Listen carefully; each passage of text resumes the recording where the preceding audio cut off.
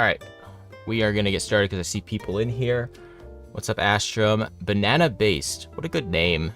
And we have greetings from Peru. Awesome, I got people in Peru right now. What time is it in Peru? Peru time. 11:31 a.m. So, I guess that makes sense. South America. Yeah. That makes sense. Okay, so... what's up, Pyromorphics? Alright, I am going to switch to the overhead because I want to get started with this. What we're doing today is, I guess I have to explain this first, is that I have a lot of PCBs here. These are not my projects. Basically, I had someone commission me to make a bunch of PCBs. They're building a bunch of Cyberdecks. So pretty much what all these are is they're just a bunch of like either matrix or direct wired boards. You can kind of split them apart and then they can run the pins to the MCU. They kind of wanted me to make like, they wanted me to assemble some of them. So I figured I'd do that on a live stream so you can kind of get an idea of how that works because I have like a bunch of the spares back there that I'm sending to them. But I'm going to be assembling all these. I use chalk hot swap sockets. This one's a matrix. This one's like a mouse module. Some of them use these like really cool little joysticks. So this one here is a very simple one. But you can see it just uses this little like Adafruit. I think it's the 2075 is the part on this. What's up, Toby? Sad frags. Wait, Steno keyboard? No, these are not Steno keyboards. They're for Cyberdecks. But this one might look a little bit familiar. And that would be because this is a Scotto 34, but designed in like a split. I might actually do something with this PCB eventually. I might eventually do something with this on like a split keyboard, like a Scotto 34 split, but this is kind of what that is for now. But what is a Cyberdeck? Let me just actually, what I could do here is I could pull up on my screen. I will switch this in just a moment. Let me switch to the overhead. Is that the screen view? We're on the right view. Where's my OBS? Where's my OBS? There we go. So yeah, a Cyberdeck. We'll just go to the Reddit for it. So you can get an idea. It's like stuff like this. Basically Raspberry Pi powered stuff. Like this here. That's probably Raspberry Pi. Integrated keyboard. Stuff like that. Kind of cool things. Here's an example. So yeah, they're kind of building like a headless laptop, I guess is the way to describe it. Maybe if I like Cyberdeck images. Yeah, here we go. Now you can really get an idea what these are. So you can see it's like all-in-one computers, kind of like laptops, but a lot more cyberpunky. So they're kind of cool. I'm excited to see what he does with all these because there are a lot of these PCBs here, as you can see. But I'm just going to get started assembling. I'm probably going to do the simpler ones first because I want to get those out of the way. And then I can do some of the more advanced ones. I don't know if I'll get them all done on this like stream either because there's obviously a lot of boards here. But I want to get these done first because these are probably the simpler ones. Any of the ones without diodes, that doesn't have diodes. These don't have diodes, or this one does have diodes. This is a 2x4 matrix. So you can see we have all the pins up top too. But yeah, laptops, but like cooler. IO, the mini vape phone. Yeah, actually, let me go back here. Yeah, this is actually like really bad e-waste, but these vapes are like 20 or 30 bucks. They have like OLEDs in them and all this like stuff on them, and they're designed to be like thrown away. Terrible, but it's what it is. Afternoon, Joan. Afternoon, mates. What's up, Tainstier? I can't even say your name, but I can never pronounce usernames. But we're just gonna get started here. And actually, before I get started, let me see if I can find it because I wanted to show something that happened yesterday that scared the absolute hell out of me. If I can find where it is. Where did I put it? Did I put it over here, or did I throw it away? No, it's on the floor. So I have this metal, like there's a metal thing here. I can actually show you. What am I doing? So like this is how I hold. Focus over here. You get this. It holds up my camera. It's a big metal thing, right? And I had my battery for my soldering iron on there, right? It has a battery, and then this was sitting on there. And this actually hit onto the metal somehow and like sparked. And it scared the hell out of me because I thought it was the extension cord I used to power my stuff. And yeah, so I had to order a new one of those, and I got a new cable now. But that was scary. That happened yesterday, or the day before, I think. And yeah, I basically thought I had an electrical cord that shocked a metal thing and I was going to die from electricity. So yeah. All right, so let's begin with these. I'm going to put these over here. Let me grab my sockets. I will need some of these. And we will begin with these super simple ones here, which are just some little, I believe he's going to use these for mouse modules. I'm pretty sure. Let me punch this in here. There we go. So yeah, I'm pretty sure this is going to be like a mouse module. It's designed to kind of sit like that. So these will sit on like both sides, I believe. Something like that. So I'm going to start off with some sockets on these. We'll just get the simple ones out of the way first.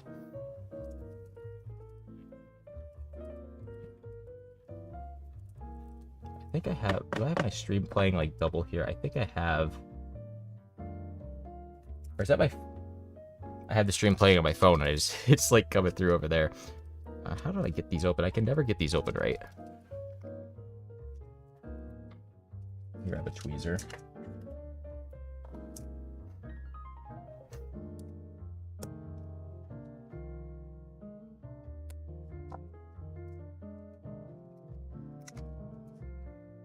You're being a real pain to open.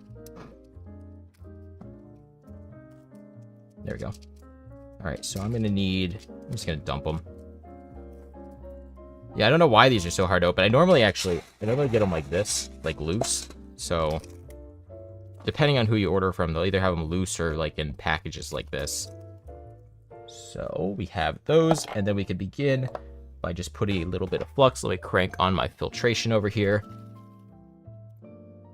Let's do this over here. So we'll flux up these pads. Let me see if I can get us in like really close for this. So you can really see what I'm doing. Here we go. Flux up some pads. I'm gonna actually pre-tin these. Just do it a little bit different. I stay about 5 minutes trying to open those. Yeah, I don't know. They're normally not that hard to open, but those ones were weird for some reason. They're like really cranked on there.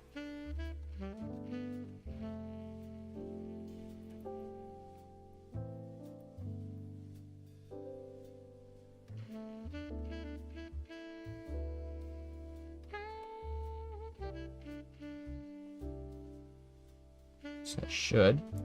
It's begun. There we go.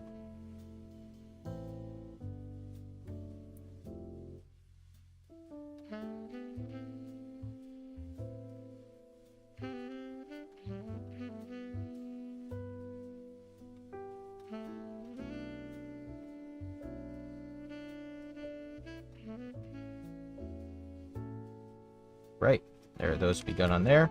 And this is the one thing with a white PCB is you can see all that flux and stuff. I'm not going to clean it off. I'm just going to do it. But yeah, white PCBs will get a little messy. We can take our little joystick here. Pop that in. Yes, someone else uses the open package and dump everything out method. Yep, that is the way to do it. Now these here, I'm probably going to want to be careful to not ridge them. I don't anticipate that being a big issue.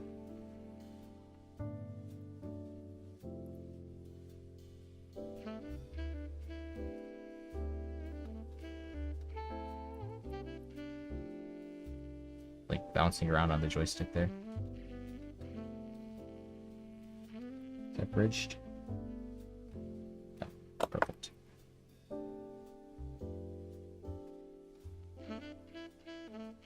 Alright, there is the first PCB all assembled. So then the chocks will sit in there. Let's see how that actually looks. We have a bunch of chocks over here. By the way, to get clacky keyboards, is hand wiring those an option? What do you mean? I mean, you can hand wire with clicky switches.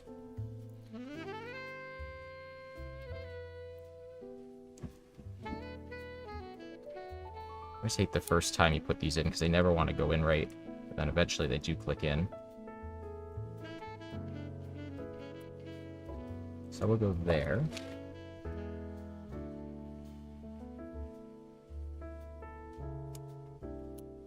So yeah, there is the first module.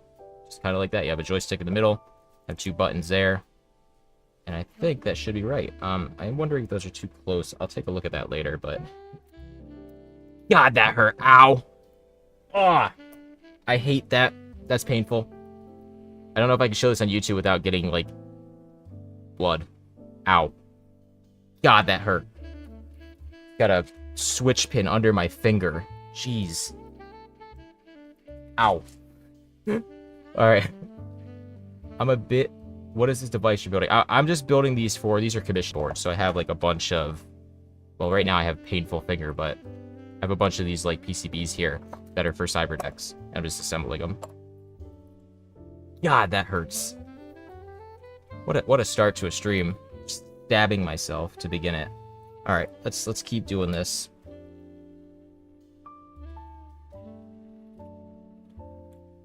I don't think I'm going to do that method where I, like, did the soldering before. I'm just going to go straight in. Now my finger hurts. painful. So someone designed them, ordered them, and you're just soldering? No, I designed all these. Let me punch out here to give some perspective. All these, there's 8 different PCBs. I assembled this. This was like over a week or 2 of like work with someone that commissioned me to build them all for them. I'm assembling the first ones, and they can handle assembling the rest because, you know, with PCBs you get 5 when you order them. But they wanted me to assemble just the first examples of them. So I just have a bunch of these that I'm going to be assembling.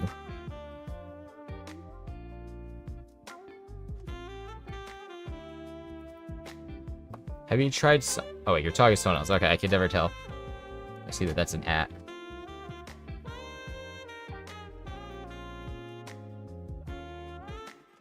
Looking good. My finger hurts still. Got a switch underneath it.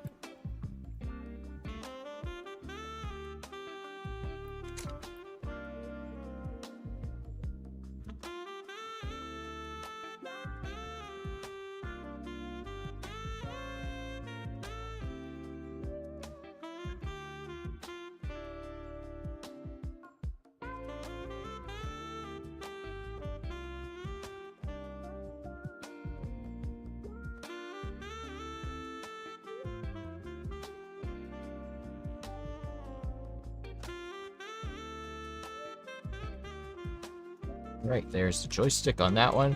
What soldering temp are you using for the sockets? This one, I'm at 320. I should probably go down to like 300.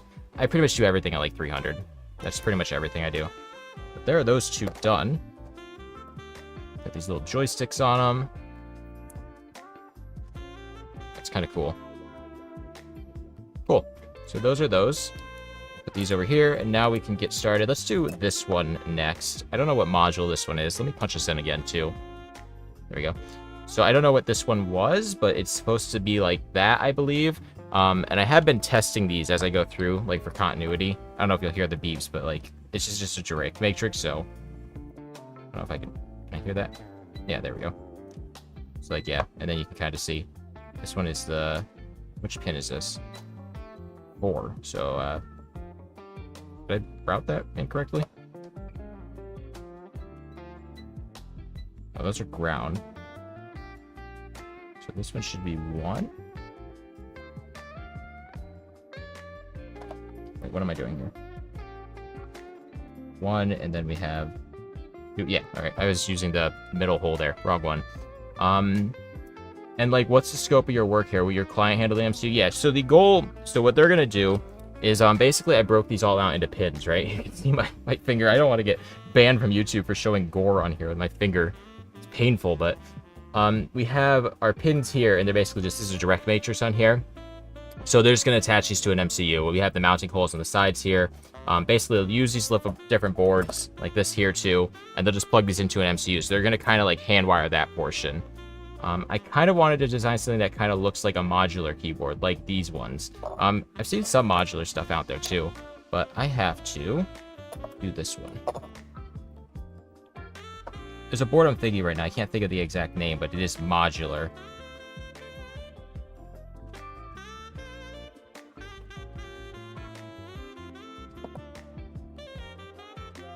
I like how with chalk sockets, you can't put them upside down like I did with that one build I did. The original prototype Scotto wing, I built that one upside down the first time and had to like desolder a bunch of stuff, so that was fun.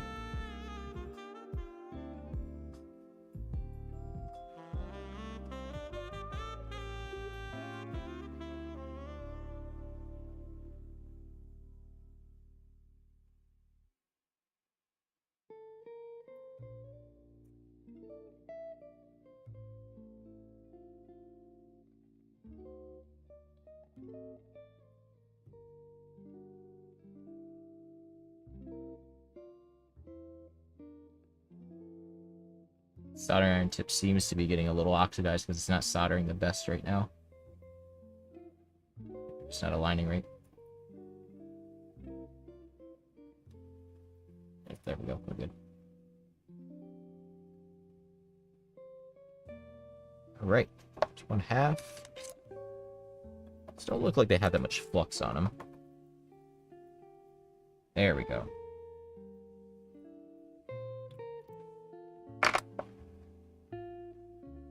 Also, thanks for making the KiCad tutorials. It helped me making my first PCB for a key, which ended up working. You are welcome. Did you use a...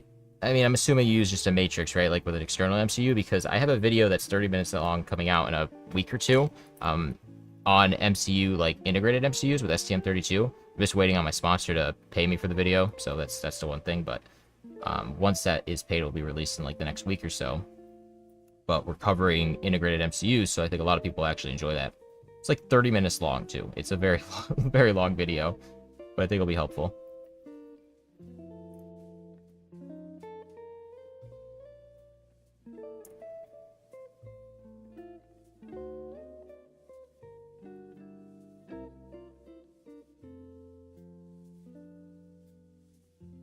Right, there's that one done.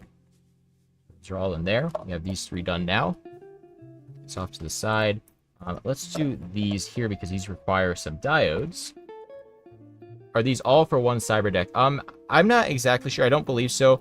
I think what he wanted is he's like trying a bunch of different designs he has. So he has like all these different ones, and then depending on what he likes is what he's going to use on like his final full PCB. So these are kind of like all just prototypes for one like board, I guess.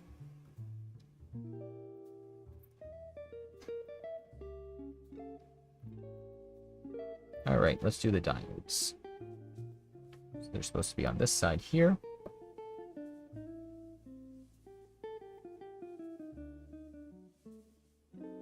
And now normally with chalk sockets you would use surface mount diodes, but he specifically wanted through hole, so I was able to get these through hole diodes to work on here, which is they're a lot easier to solder. Placement wise, they're a pain in the ass when you're doing like the software, like actually doing the PCB design, because they're not as forgiving. But not that they're not as forgiving, they just don't, they're bigger, so you don't have as much room.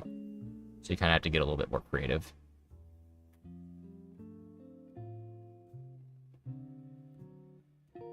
I'm looking to build my first split keyboard using nice nanos and maybe cord or helix. Do you have any advice for a beginner?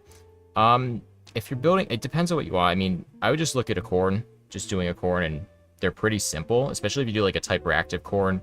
I have a pretty popular video for that, which is nice nanos, and pretty much all you have to solder is the MCU, so it keeps it really simple to do. Other cords are a little bit more complicated, but it's mostly through-hole soldering if you get like a V2 cord, so you're not going to have much issues with like surface mount components, which can be annoying. I can't even touch type. Well, if you can't touch type, you're actually in the perfect situation to begin with something good, such as Colmac instead of QWERTY. So you could learn that and it'd be a lot easier. So that'd be my recommendation. Just learn to touch type, but learn to do QWERTY or Colmac instead of QWERTY, because QWERTY is bad. Is my solder sticking?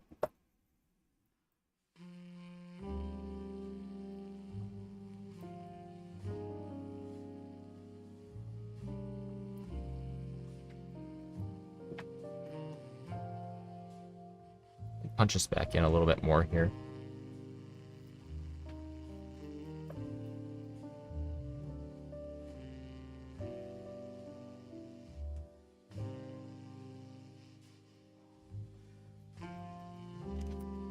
Where are my clips? Right here.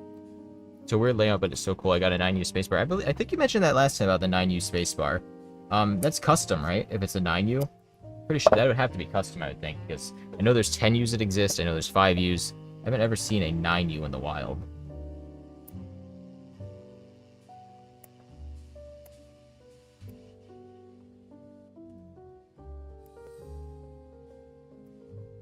I'm gonna switch this to manual focus because it seems to want to keep focusing on my hands. So this will wiggle for a second. There are those.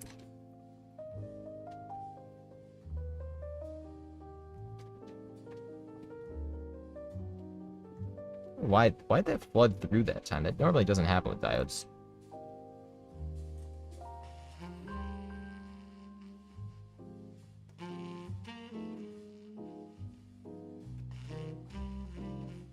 There's those. The one thing I want to check is where are my switches?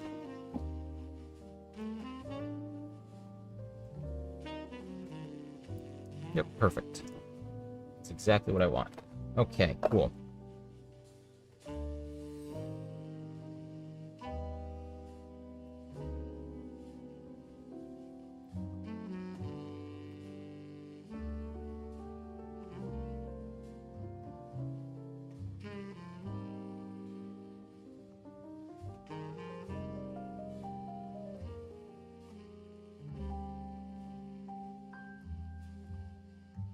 It's hard trying to keep everything in frame when it's so tightly framed like this.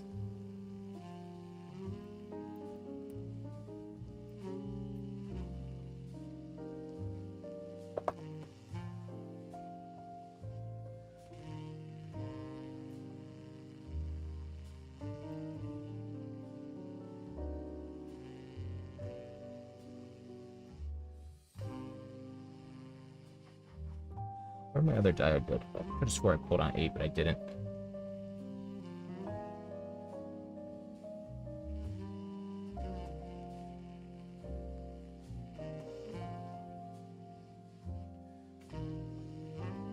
Right.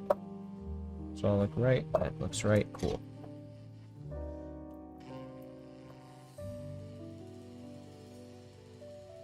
I wonder if maybe my solder is possibly expiring, because I remember someone mentioned, I think it was Sander, last stream I did like a week or two ago, that solder does expire. Maybe that's why I'm having like some issues with it flowing right now. Not that's not working, it's just like, it seems like it's flowing worse than usual.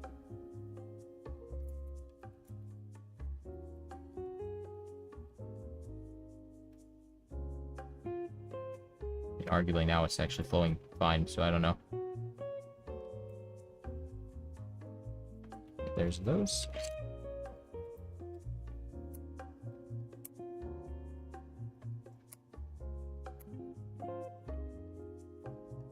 Wait, solder expires, mind-blowing. I don't know. I just know that someone last stream, I'm pretty sure it was Sander, if any of you know about them. Also, if you're not in my Discord, join my Discord right now. Link in the description, because you'll know these names that I'm mentioning right now if you are in the Discord. But they mentioned something about solder expiring, so I think it might. I'm not sure. It might make sense. It dries out, I think, like the rosin core.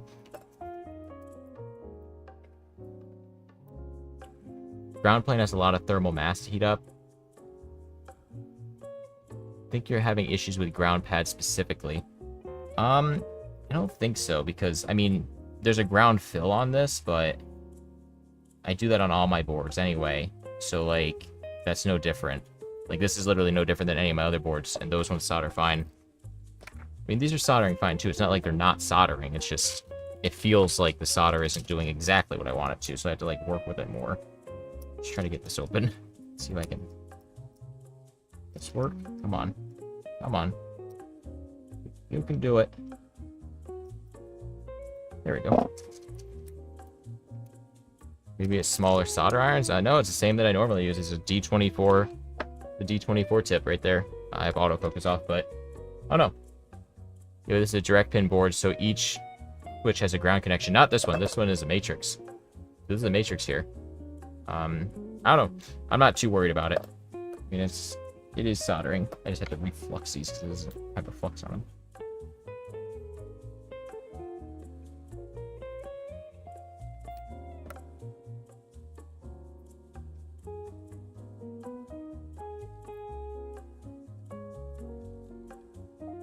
Oh yeah, what do you guys think of my new backdrop here? I got this like new like cover thing here, which I think looks way better than what I had before. Like the blue, like it's easier on the eyes, I think. This like nice wood like grain thing. I just think it looks a little better. So I kind of switched to that recently.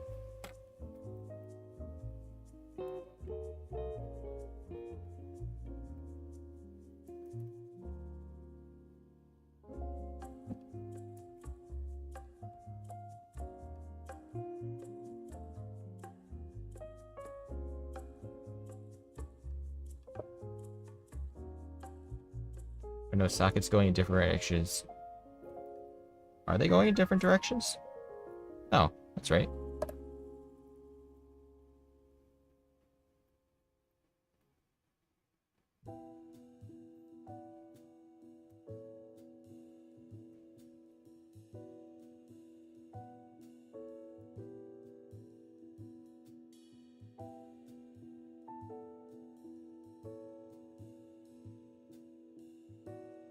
There's 1/2. By the way, I'll try Colmac. I'll try it.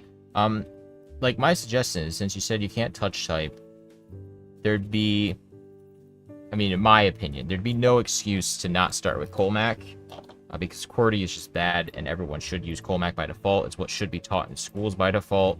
It's just, there's no reason for QWERTY nowadays, other than the fact that everything is set up for QWERTY by default. So it's like, that's the only reason we stick with it. But we should change that and switch to a better layout, such as Colmac. I mean, each other socket is flipped. I don't know what you mean. I'm not following. I mean, they're all... That's the direction for them.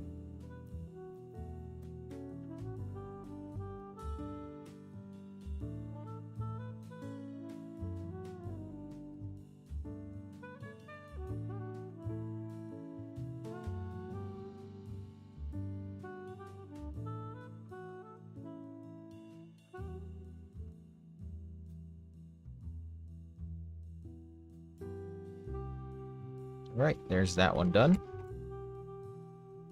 It's good. Okay, you notice when you notice.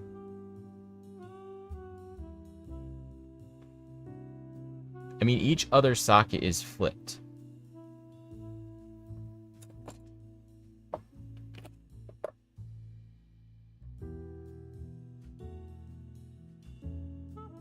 I'm not following. What do you mean? Each other socket is flipped.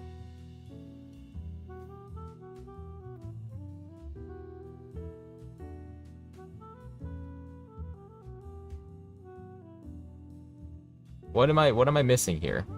These sockets are right? That's right. Well, you said earlier that with chalk sockets, orientation doesn't matter, unlike MX. It doesn't. Does it? Don't tell me it does. What do you... Oh, I see what you're saying. There's like, this one's more squared, I guess? No. I don't know. I'm not following this. Chalk sockets just kind of work either way, so you don't have to think about that. Just kind of pop in. So like, you don't have to get them. My brother, Chris, you can't say this to someone who just soldered 32 points. Yeah, no, I think that's fine. That's fine like that. I never worry about orientation on chalk sockets. I just pop them on. So, I sadly have dinner now. Enjoy your dinner. It must be like 6 for you then. I need more diodes. Looks bad. It's not visible. Yeah, I don't know what you're saying, dude. I mean, I could see maybe, if anything, let me enable autofocus on this now. If anything, you see that this one's more squared here and that one's more rounded, so maybe that's the one thing. I mean, I can see that, like, when you look at it this way, yes, this one's more squared, that one's more rounded, right? And look at my bloody ass finger there. But you're not gonna notice that from like a distance, right? You're not gonna, that's fine. So maybe if you're like super pointy headed about it, you could do that, but I'm not gonna worry about that on these. Can you make a YouTube short so I don't lose the results? What do you mean, of the video here? What do you mean a YouTube short? I mean, I don't know what's gonna come of these anyway, until he actually builds them, so that's a while out.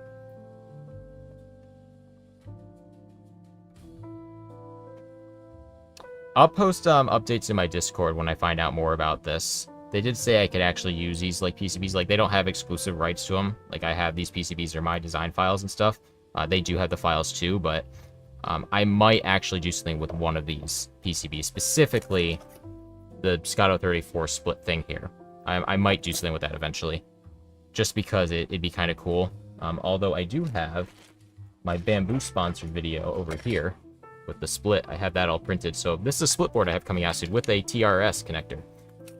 That's a video coming very soon. I'm actually going to try to film it this weekend, but I'm kind of being held up with one of my sponsors right now because, I mean, it's just how it works. You make a video, you send it to them, and then they need like proof of you making a video before they pay you a lot of the time. So that's kind of where I'm at right now, is I have it all on my hard drives because I don't delete the footage till the video is released, and I'm like kind of in limbo right now. But yeah, I want to do that that split video next. That's the next one I'm doing. Brand new hand-wired build. I have all the firmware ready. There is a branch on the repo with it on there actually too, so it is on the repo also. But it's just not, it's not built yet, that's all. And the firmware is untested because there's a split. There's stuff in there that you have to kind of consider for that. That I'm going to have to test on a physical board when I get it done.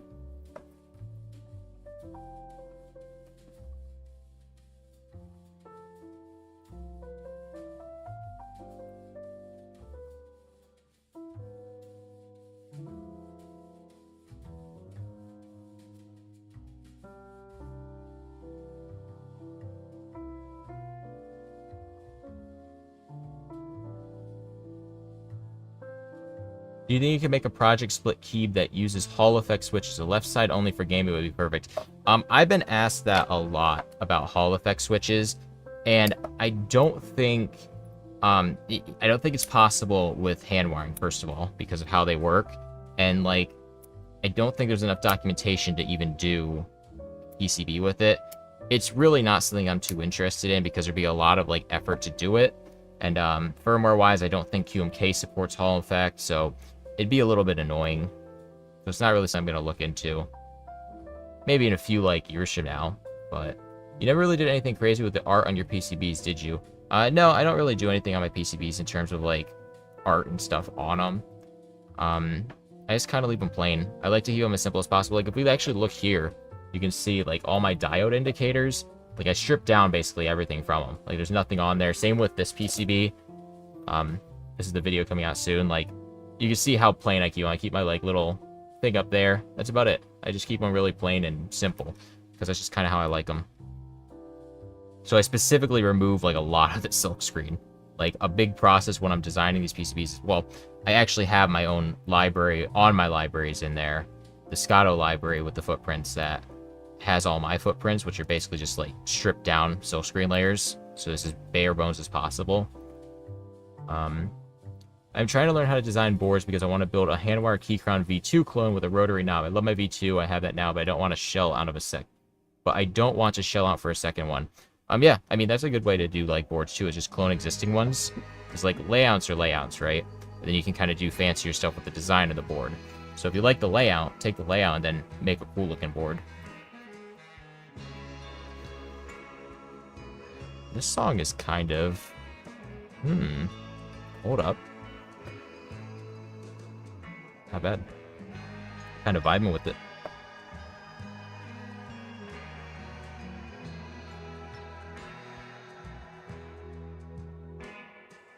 So actually, think about this too. I'm going to do a stream on this build eventually, but I have to like reorder these PCBs because you can see that I did it. Let me autofocus this again. You can see here that I had to scrape off the solder mask on that because I messed up my footprints and don't have hot swap points on them. So I'm going to have to fix that eventually. Enable manual focus again there. Some guys on the 40 server say they make PCB art for the JLC PCB employees. Huh. Does JLC produce, like, I mean, I know they make PCBs, but do they make, like, their own products of anything? Is that a thing?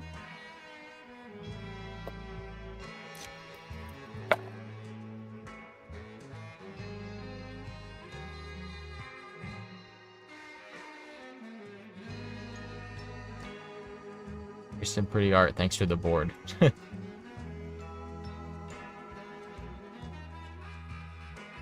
Maybe, okay, yeah, so if they have their own business cards for PCBs, maybe they do art for that. I don't know.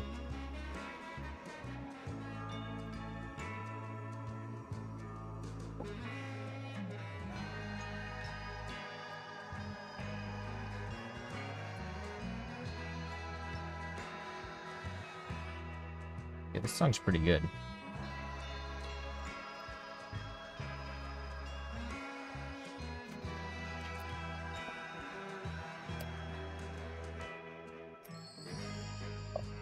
No, I think they meant the art on the board is just to brighten up the day of the employee between tons of boring jobs. I mean, maybe, but, like, you gotta realize with these PCBs, they're, like, mass-produced. I guess they do individually review them, too, but that's how they're cheap, though, is that Certain colors will be more expensive on some PCB fabs because they're a lower production run. They basically group all the PCBs together when they make them. Kind of do like one big run.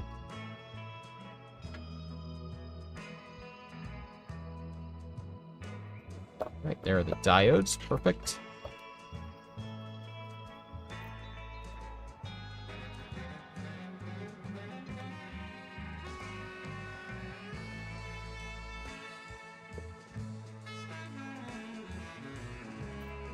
Alright, let's see here. So yeah, that side's more squared. So I guess let's do it this way this time.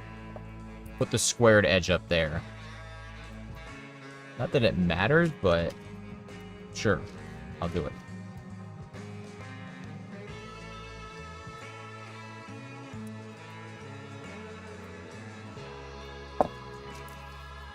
Look at that. Those ones opened easy that time. Perfect. You just have it consistent. Yeah, I mean, I hand wire stuff. Consistency isn't the key always. It's just, I build stuff that works, you know? Wait, let me, hold on, see? That's why I don't do it, is you have to, like, just for that one little squared corner there. Okay.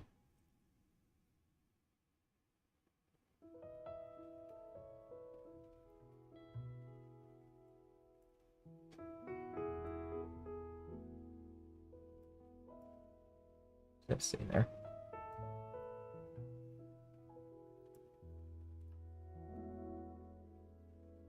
Look at that. How's that spin so perfectly? Weird. It's kind of cool.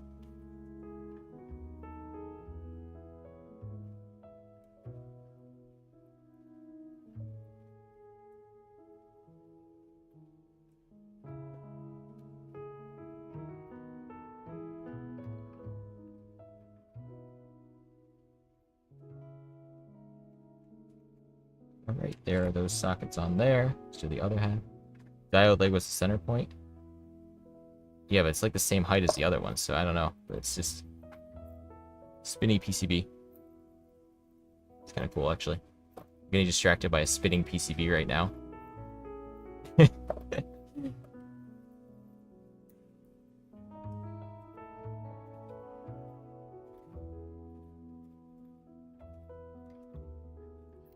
This song's kind of sleepy, this one.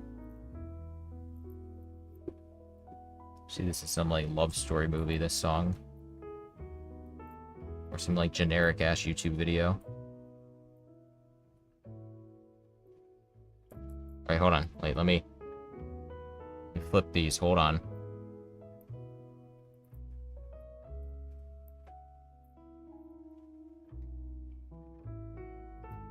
Alright, there. Fidget keyboard. I've had dumb ideas like that for keyboards. I'm not going to say it because I don't want anyone to steal the idea, but I have some dumb ideas for some keyboards.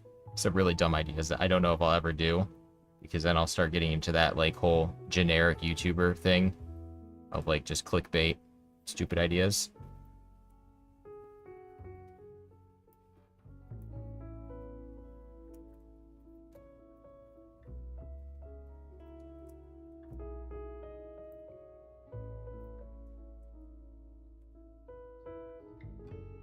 Alright, there is that one done. So now we have...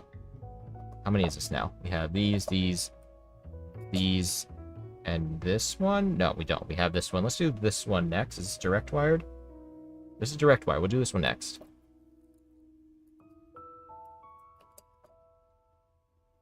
Okay, perfect. So put those there.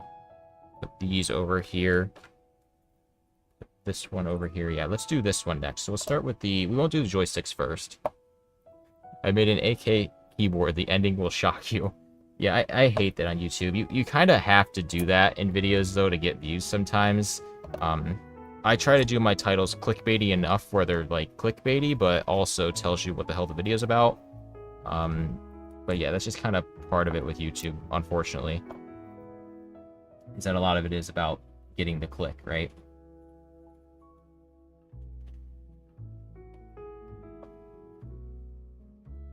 Do have one clickbait keyboard coming up soon. I mentioned it in my last stream. I won't mention too much, but big, 144 keys basically. So that'll be something.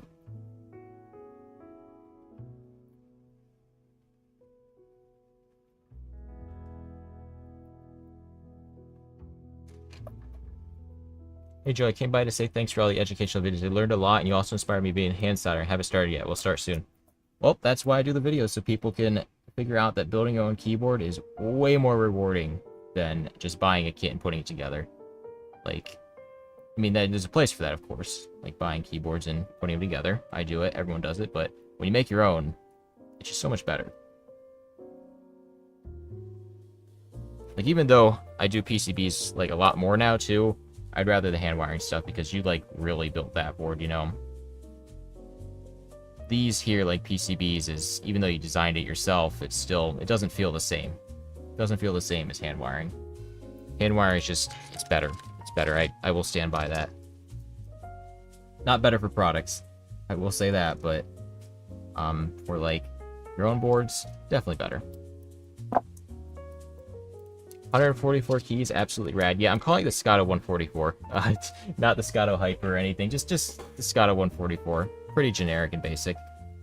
I think I just threw a socket away. Whatever. It's fine. It's all fine.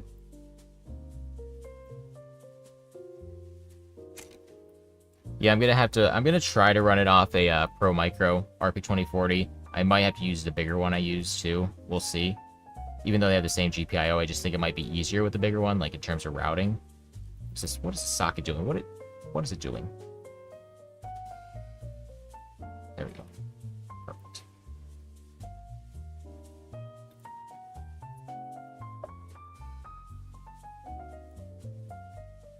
The handwire boards feel very like this is my board. Yes, exactly. That's the feeling I get with them, is that not only is it like your board as in you own it, but like you designed it, you built it. You're the one that if it doesn't work, it's your fault. It doesn't work. If it works, it's your fault. It works, you know? Like, people can guide you and tell you stuff on it, but it's your board. You know, that's the big thing with it. That's so cool.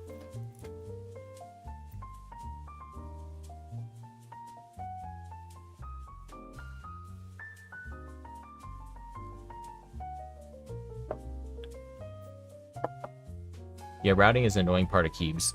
I mean, on hand wiring, it isn't the hard part, really, because it's just a matrix. PCBs, especially with the diodes, where it gets annoying.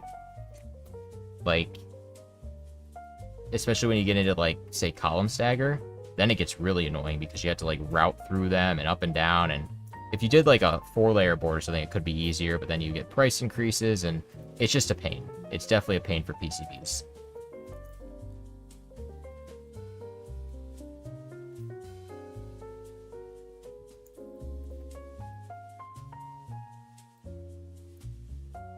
What if the Cherry Factory sent you a faulty switch? Whose fault is that? Then it's Cherry Factory. I've had that happen, actually, on a few boards, specifically with Chalk, actually. Chalk, I found that some of their keys have key chatter, where, like, you'll press it and it will fire multiple times. So I've had to replace probably 3 or 4, at least, in the few Chalk boards I've done, just because they're not all consistent. Sometimes they have key chatter. And that's annoying. I think we only have 2 more PCBs after this. 3 more? 3 more, maybe? I don't know. I don't know if I'm going to get them all done on the stream here, but... Perfect. I might do 1 or 2 of these off stream because there is still a lot more. I don't know if I want to stream for like 2 hours today. But... we'll probably finish these today regardless. And I kind of want to listen to like some real music. Not that this isn't real music, but it's that stuff that I can use without getting copyright strike. And can't really do that on stream. I mean, I could. I would just have to block you guys from hearing it. And what fun is that? So there's those. Perfect. Let's do the joysticks right here.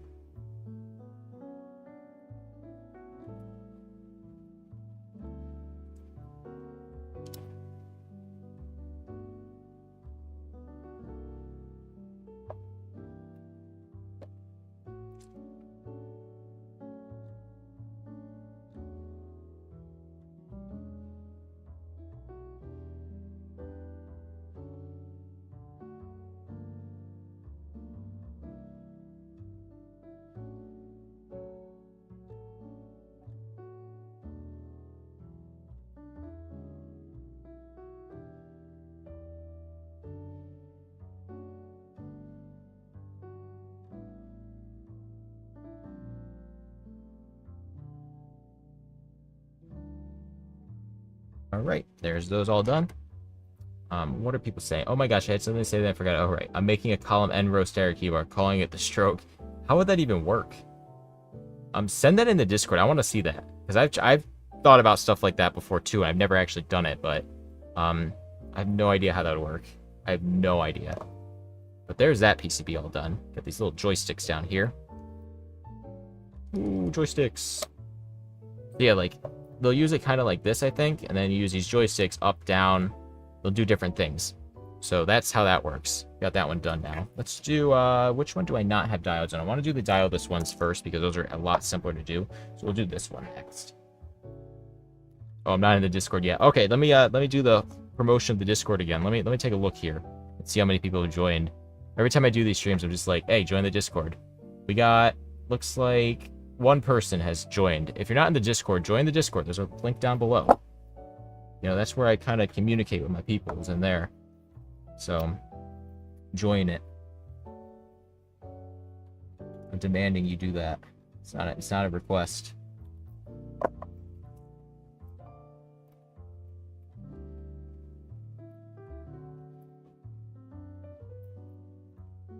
This board's kind of really cool right here, this one. It's just like that. I mean, this is like borderline Ben Valek stuff here, honestly, with how these layouts are. I didn't ask them if they're inspired by some of their work, but these boards are super, super small. Join the Discord, you're banned from the stream. Misinformation. I don't know. I think I can ban people from the stream. I can ban them from commenting. Pretty sure.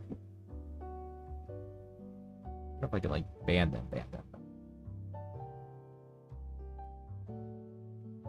You know, I could ban them from the Discord. I've had to ban a few people recently. I've been getting bot accounts in the server, so I've had to, like, ban a bunch of words and stuff.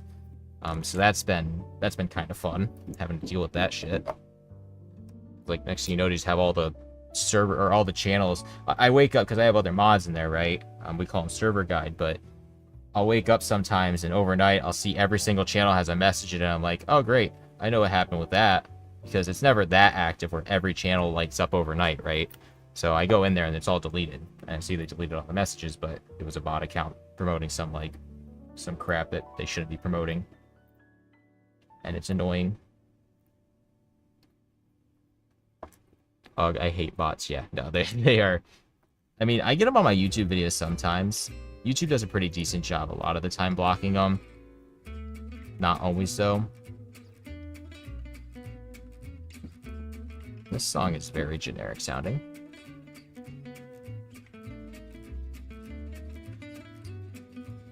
My finger still hurts from slamming that switch into it. Can't you turn on verification requirements to join the server? Yeah, I have them enabled, but, like, they can only do so much. A lot of the accounts I found are actually ones that were real members, and then their account gets compromised somehow. Basically, not somehow. They're dumb people sometimes that they'll click a link that they shouldn't, and then they'll log in, and next thing you know, they have their account. So that's what a lot of the time it is. It's actually real members that get their accounts taken from just clicking a stupid link or something. So, yeah, that's a thing. I think I do require having a verified email. That is one thing. When the server went public, in terms of when you hit 1,000 members in your server on Discord, you can make it a community server that's discoverable, like on Discord.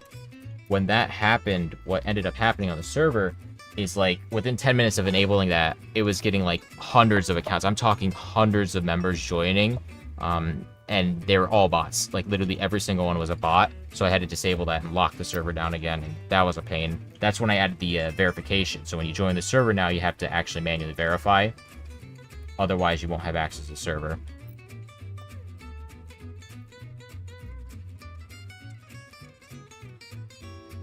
And that was a process in itself, because I had to actually go through and assign that role to everyone. So I had to lock down joins, basically, approve everyone that was in the server is verified already, and then afterwards, I was able to just have it on new members. So that was a pain.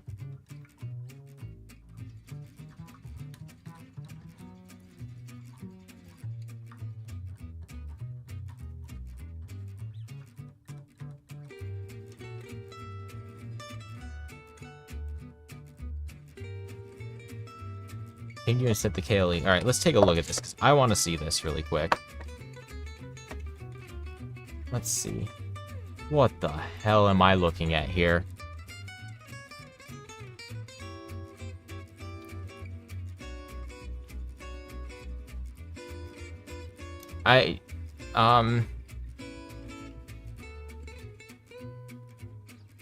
Yeah,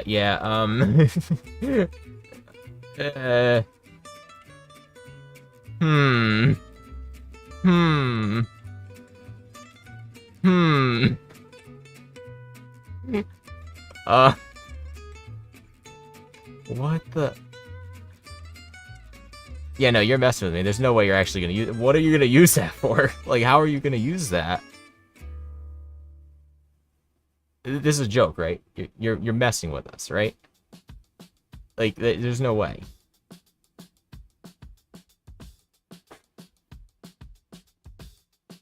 I'm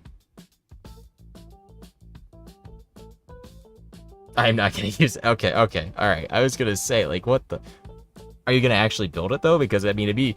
That right there is Reddit karma farming. Like, if you actually build that and post it on Reddit, you will have, like, probably 3,000 upvotes in the first day. Like, on the mechanical keyboards Reddit, first day, 1 million upvotes. Like, just top of the page. You should definitely build it. Definitely build that. Because that would be cool. But, oh my god. Like, jeez. Wild.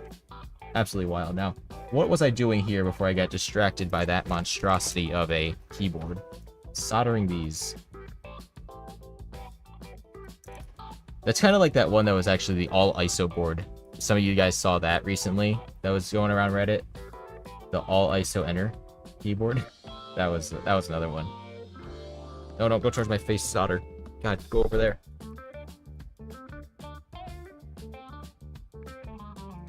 I will Venmo you $5 if you build that. You can pin that. I might pin that. I might pin it with a warning on the rules saying don't do this. Don't be like Toby. Not acceptable. Alright, that one's done. Cool. Diodes. Okay. Do I want to do this one? Which one first? Let's do this one first. Cyberdeck, Wayline, what's up? Yeah, so these are, if you're just joining the stream, these are a bunch of commission boards for someone. Bunch of them that commission these are like trying out a bunch of stuff with the Cyberdeck, so they had me make them PCBs. So that's kind of what I'm doing. But yeah, let's do this one. Let's pop these off without stabbing myself again, because my finger still hurts from that. Okay. I need diodes. Yeah, that key is pretty cool, actually. I mean, that kind of inspires me to make, like, some dumb shit. Just for, like, YouTube reasons. Just make some dumb keyboards. And maybe even make the video, like, try to make it seem like it's practical. Like, I could be, like my switch here. It could be all like, yeah, this is the, what is this? The 5-row spacebar is for having space at extra efficiency. So you have different ways to press space. You can just actually mash the whole thing, right? And it will just work. So... can maybe do stupid stuff like that. Be funny, but maybe not though.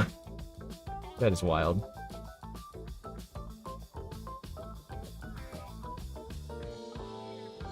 Diode time. Let's go. Got like grease on my finger too from, I think these have, yeah, I like grease my clippers and stuff so they move better. I think it's all over. I have like it on the desk and stuff here.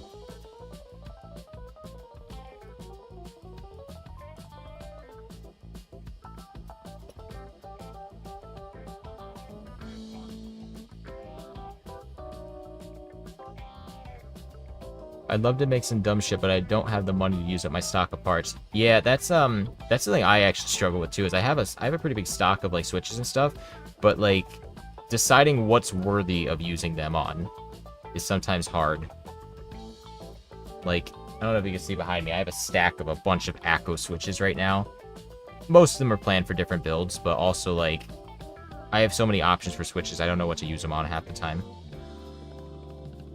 So, I do have, I'm actually excited for, I've showed this once in the stream already, but this is the split I'm working on right now, the Bamboo sponsored video. And I'm going to use silent switches in it, but I can't decide if I want to use the tactiles or the linears they sent me. I'm leaning probably towards the tactiles, because, like, what's the point of having a silent keyboard if you don't have any feel either? So no sound, no feel, nothing.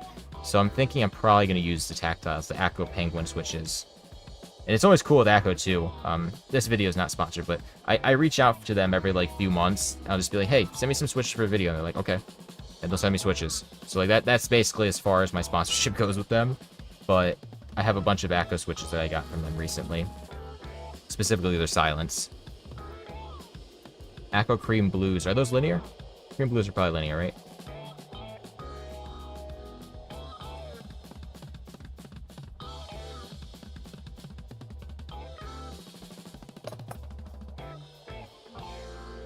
Tactile. I am a purple, or what are they? Lavender purple. That's the Acco switch that I love. I love the lavender purple. Best switch I've ever used still. I will stand by that still to this day. I haven't tried the V3s yet. I think the latest version I've used is the V2, but I love the lavender purples. I've used them in like 3 or 4 builds at this time, or at this point.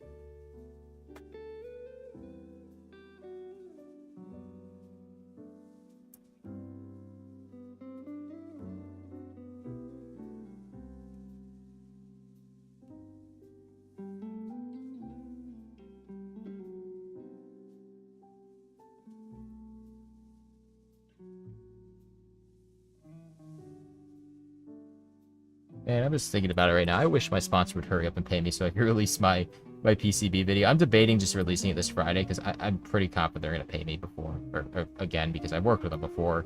But, I don't know. When you do this stuff, you always hold that stuff before you release it, typically.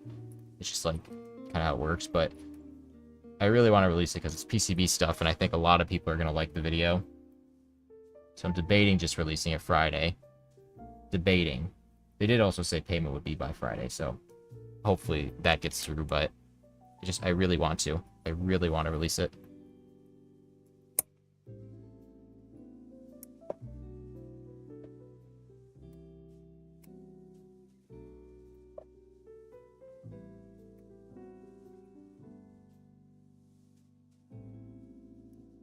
Wanted to try to release it today, but yeah, they didn't get payment by today, so I was like, shit.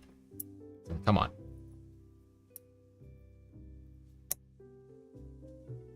The only thing I don't like is that they're box stems, so 3D printed keycaps get dicey. Not if you use mine. Mine do typically work with box stems, my 3D printed keycaps. That was something I kind of considered when making them. They have, like, the exact specs of a real switch, or a real keycap. So, like, I say real keycap, they're real keycaps, but, like a normal keycap, you know? So that is something I kind of took into consideration there. There's 5, 6, 7, 8.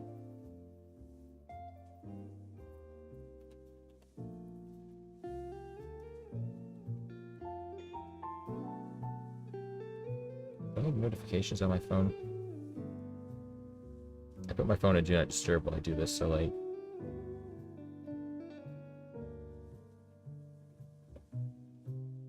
Yippee, I'm back. How was dinner, Sadfrex?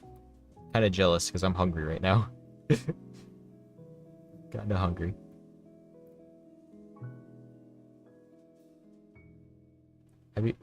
Have you interacted with Cat Lady? I'm assuming you mean the typewriter, right? The cat video. I haven't, like, talked to them recently. It's really not a project like that was a sponsored video, right? I took a look at it, kind of shared it with everyone. I think it's a very interesting project. It's way too out there for me to use, right? Like, that's way too extreme. But I think it's really cool. So that's why I did the video. But I haven't, like, talked to him recently.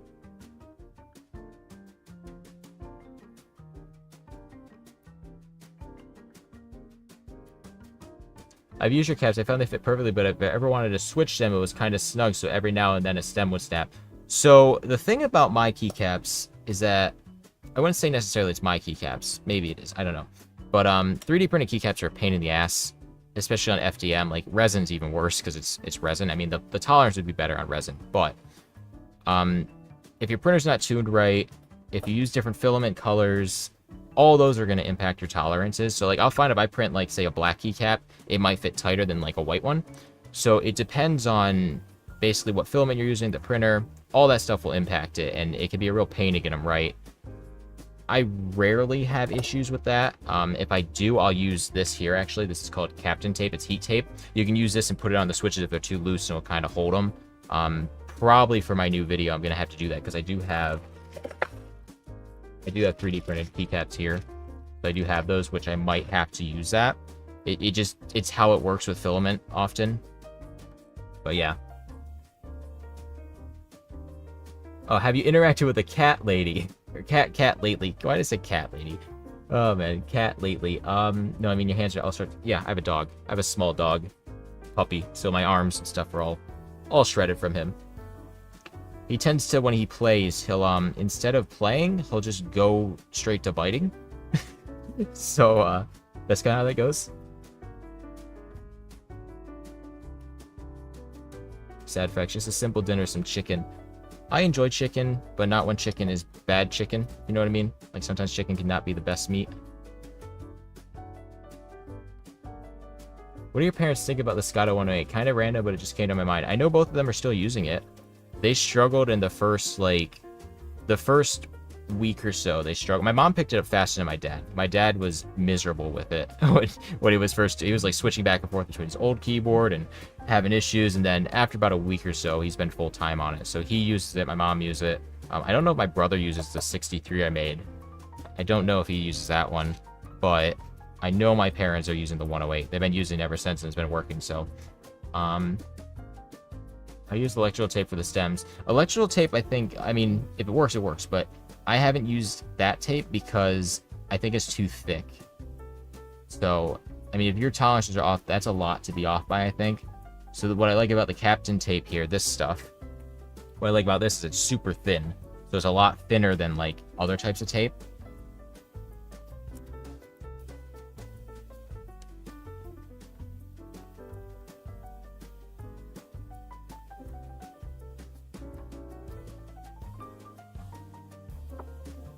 I have a cat. Sometimes it's very, very sleepy. Sometimes it's a demon.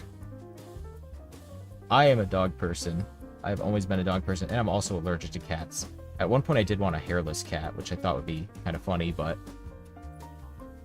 supposedly they still do make allergens, though, so it's like their skin oils or something does it, not necessarily the fur. But I'm a dog person. I like dogs. That's right. Perfect. I'd love to see a handwire board with a rotary encoder. For whatever reason, I can't wrap my mind around how to use one. Too many LEDs. It'd be cheaper than a DaVinci board. Look at the Scotto deck. Just go to the blog post. I also have a live stream building this. That uses rotary encoders, and it's on the repo. So, might be able to get some use out of that.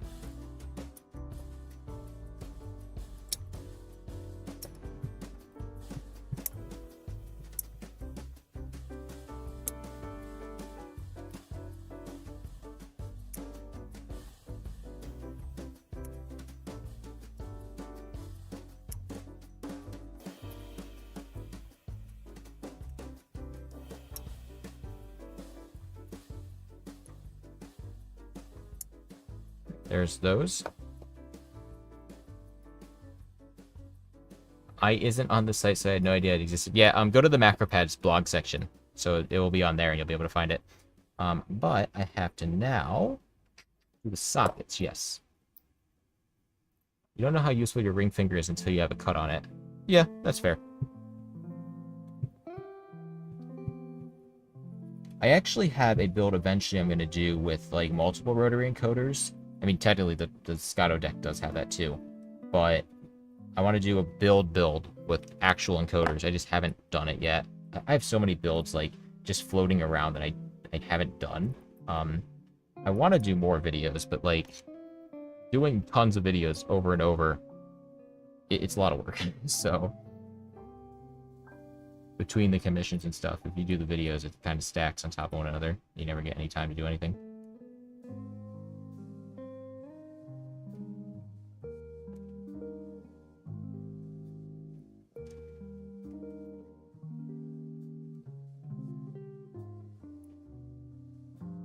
Oh, loving all the instructional videos and content. Have you tried letting PCBWay CNC a keyboard case instead of 3D printing? PCBWay is a interesting thing. I don't really use them that much. I don't use them, so. I like JLC. I do know with CNC, it's expensive. It's very expensive to get done. Specifically, like, I've looked on a few different sites for, like, this board here. So this board here to get CNC'd would be, like, 300 bucks. It's really expensive. So, what switches? I'm not using any switches on this. This is just going to the client like that, basically. Do you still use TS100? Yep, right here. I actually have 2 of these. I have one in my drone bag, and then I have this one here that I use for my builds at my desk. I was looking about finally getting the TS101.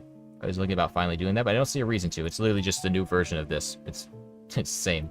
So I think it has a better grip on it technically, but I like how this one feels, so that's what I use. Looks right.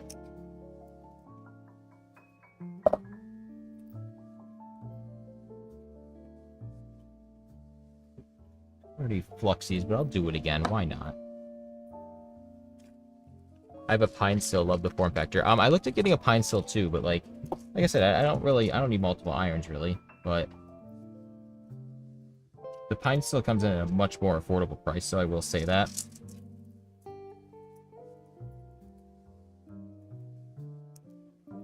Come on, let me open this. Come on. Any day now. There we go. Got it.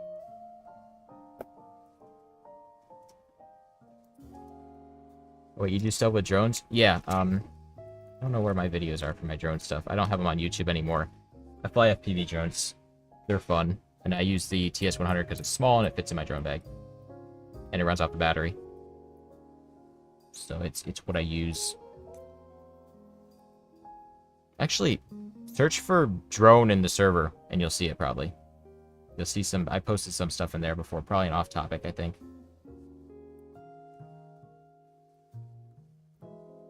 Yeah, upgrade from a crappy Amazon iron to the pine sill. Actually, as a matter of fact,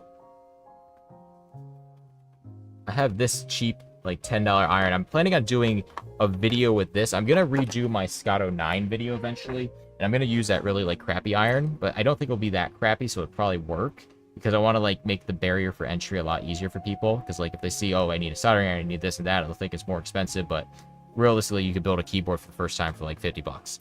But, so, 5-inch FPVs are smaller. I'm kind of into tiny whips. I'm 5-inch. I do 5-inch. I have a 3-inch Cinewhip. I have a 7-inch.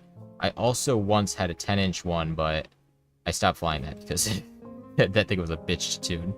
So, and that one is absolutely frightening. A 10-inch, Jesus, it's frightening. Because the propellers on a 10-inch drone, they're like razor blades too, just the way they produce them. It's brutal. But, yeah. So, from the JLC minimum amount is 5 PCBs. What do you do with the extras for submissions? Do you keep the keys and sell or wait for another submission? So for this one, I specifically ordered, they wanted me to assemble just one set for each one, so just one PCB, and then I'm just going to send the rest of them to them. I don't typically, like, it depends on the commission, right? It depends on what they want. Sometimes if they want just one PCB, I'm not going to send them the spares. I'll just keep the spares and mess with it because it's my design. But if they want the PCBs, I'll give them to them. So that's kind of what this one's at. I don't really know about FPV, but I was going to buy a DJI Avata too. The Avata is, so in the FPV community, the FPV community, right? The ones that build their own drones, stuff like that. The DJI stuff, we fly the DJI system, but when we look at the DJI drones, they're just expensive for what they are. They're really easy for like a beginner to get into, but it's kind of like with 3D printers. You can get a Bamboo, right? But you're not going to be able to tune it. It's a little bit different because like, the DIY drones are faster, better, more crash resistant, cheaper to replace, all that stuff. But DJI will just fly out of the box, but if you break it, it's going to be really expensive. If you get a drone you build, it'll be cheaper. You might have to tune it a little bit, mess with it a little bit. And yeah, it's kind of just where you want to be. I fly my drones that I build myself with a GoPro on them for a camera. So that's what I fly.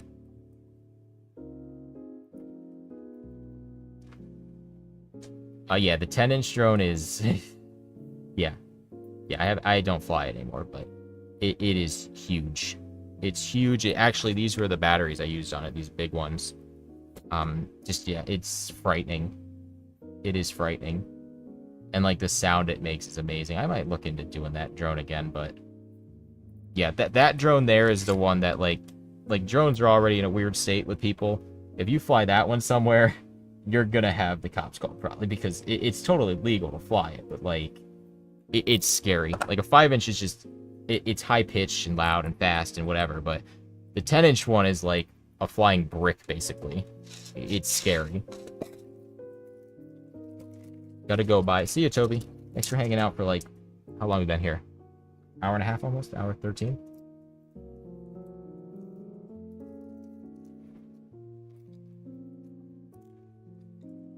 Is that a flux pen? Yes, it is a flux-filled applicator pen. It helps with sockets, is all. Or surface mount components, I use a flux pen.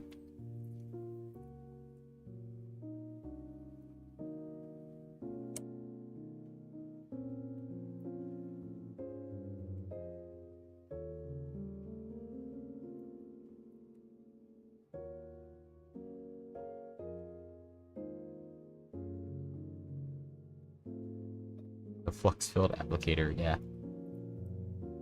I don't know why they just say flux pen on it, but probably China, that's why.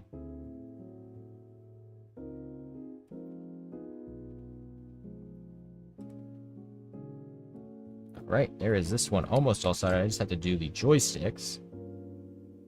Looks pretty good. Yep.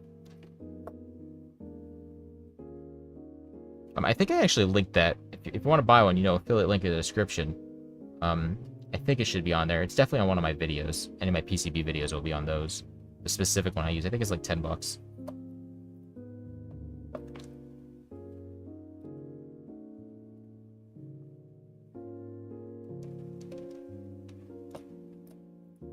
Let me hyper focus on these ones right here, because these ones are pain to solder. They're not really that hard to solder, it's just they're small and really close. I want to bridge them.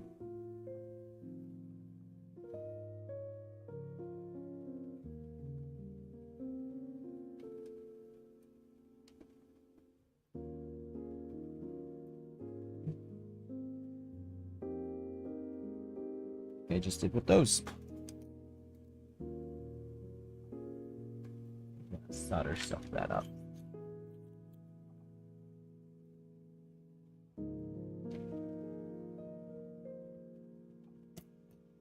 There we go. Good joy. Just learned that you aren't far from where I live. This is a risky one. I want to say, where do you live? Give me a general area. I mean, it's not like you guys don't know generally where I live. Like, you don't know my address, but my P.O. box, you can get an idea. My store, but... I actually like off-brand products. They're low cost, and most of the time they actually work. Most of the time they're the same products anyway, Sadfrex. A lot of stuff, like for example, take the Creality series of printers. A lot of those are just made in like the same factory, and then a bunch of companies rebrand them. Oh, Rochester. Yeah, that's a few hours from me. That's actually kind of crazy. I know someone lives even closer than me, than that, but yeah, there's this one done. That one should be good.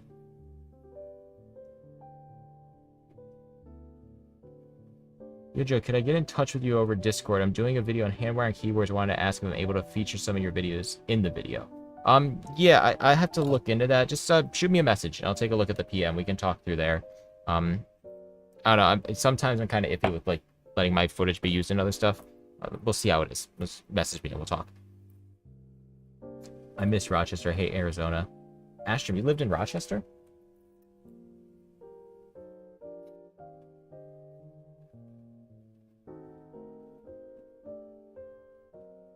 Top 10 anime crossovers. What am I missing here? Am I missing something here? Squash Boy someone?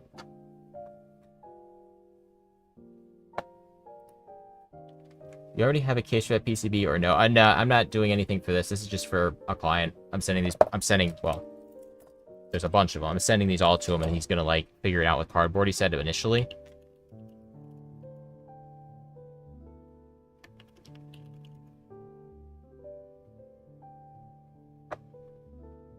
Wait, what the fuck? Squash Boy, 513k? I mean, yeah. I don't... You know, I don't know who you are. I'm sorry, like... I kind of focus on my hand-wired stuff, but that's kind of crazy. You got 513k? Yeah, shoot me a message. We can talk. Yeah, we'll talk. Do the sticks interface with the MCU the same as key switches? So, these here... Let me turn on autofocus. So these here, I don't know how they're going to do it. I know, so we're breaking them out. So if I can grab like a tweezer to kind of pinpoint these. We have our columns and rows here, right? Then we have our X and X, Y and Y, ground and power. These are for the joystick, so they're going to route these to the MCU. And I believe how they use these on their Cyberdeck is they're going to like, they push up to get different keystrokes, like different ways they push these with their thumbs will do different things, right? So that's what the joysticks are for. Any resin printer to recommend for like 40-ish board cases? Not really.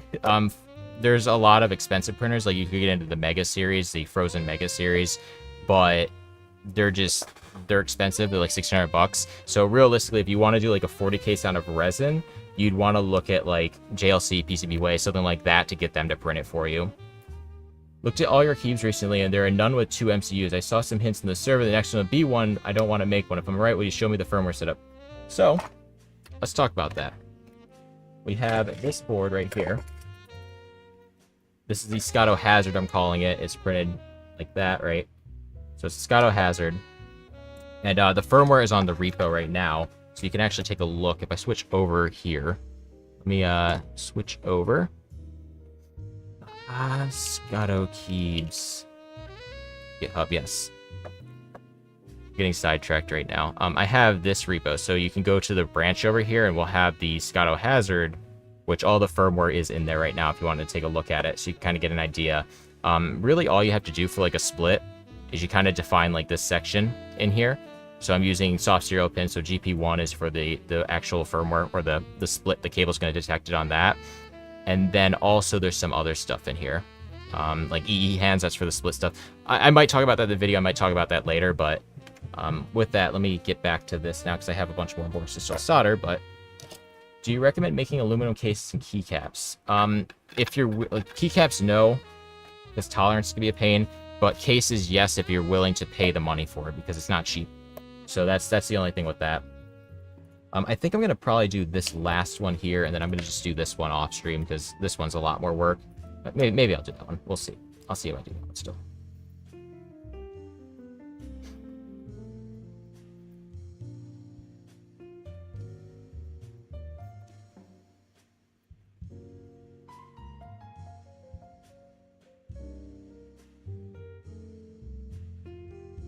Brass cases for the win. Yeah, no, if you do brass, you are looking at money for that.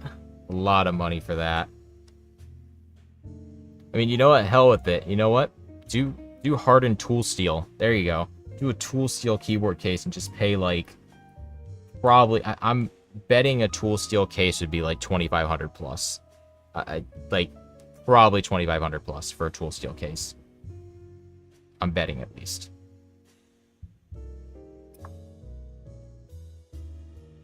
Do normal PBT keycaps sound better than your 3D printed ones? Arguably, maybe. I mean, I haven't really compared.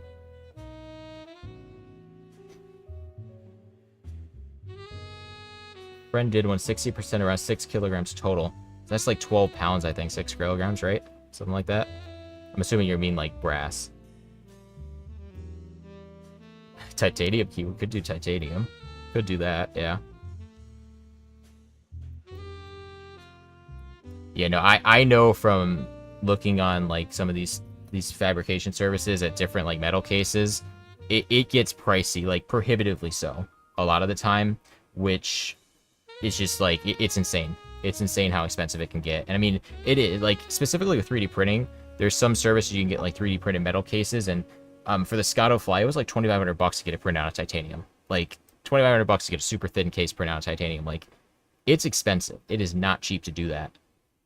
So it's like really only if you really, really want to do that. And you're willing to spend the money.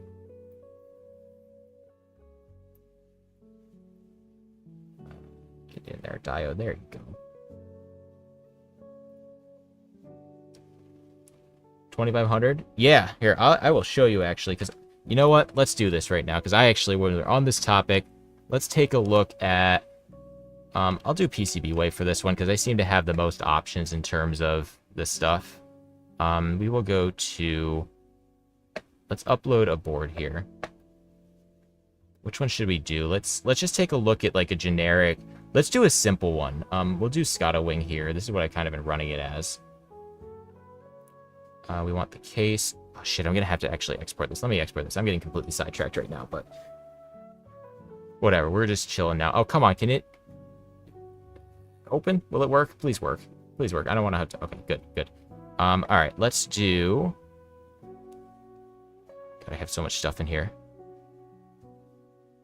Oh, this is something dumb I'm doing too right here. This. Yeah, I have a board I'm doing that's really stupid, really stupid. But what I want to export here is I actually just want to export the case.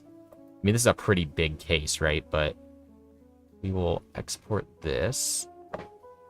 We need it as a step file to get it to work on here. We'll save this to my desktop as this sprite edition. Yeah, no, I have switches back there for it too. I'm doing Acco matcha greens and yellows. They have, or jelly green and jelly yellow. I'm gonna split them so they're like the sprite colors. So it'll be kind of funny. But let's upload this here, and I'll show you how expensive this is because it's insane. It is insanely expensive. We'll take a look at the CNC stuff too. So we'll upload this. That just screams 90s. I thought about doing Subway one too, but the Sprite one just kind of worked better. So, all right, let's take a look at 3D printing services. We'll just go with one. So, like in your resin, it's like 30 bucks, right? Nothing crazy. But if we go to say aluminum, boom, we're at $340, and that's just aluminum. This is 3D printing too.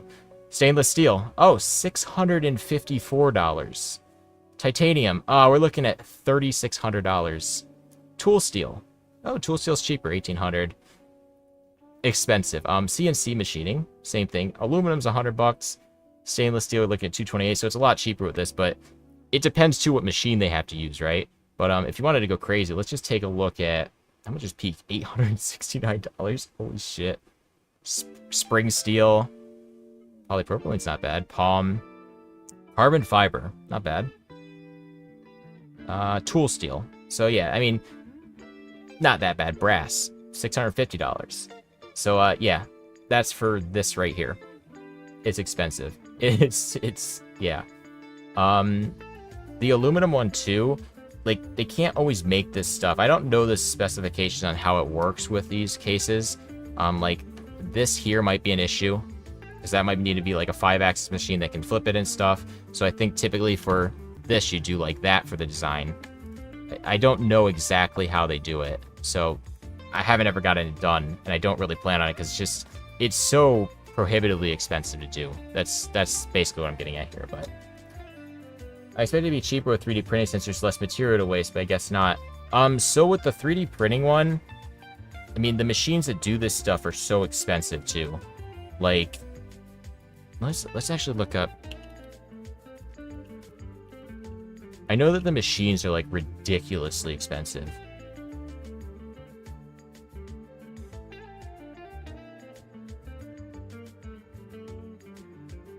I mean, the powder and all of it is just a lot. Titanium 64-5 filament.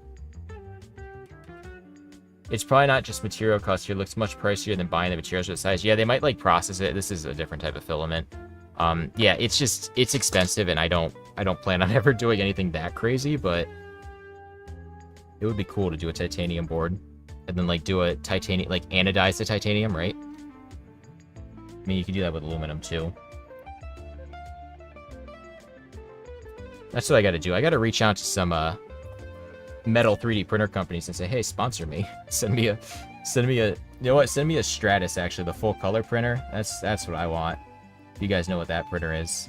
Ooh, beautiful machine. It's like $100 grand, but prints full, like not like color, like full color with gradients and stuff. It's insane. It's basically like an inkjet printer that 3D prints. Time to mod the Ender 3 to do titanium filament. Yeah, good luck with that. Good luck with that.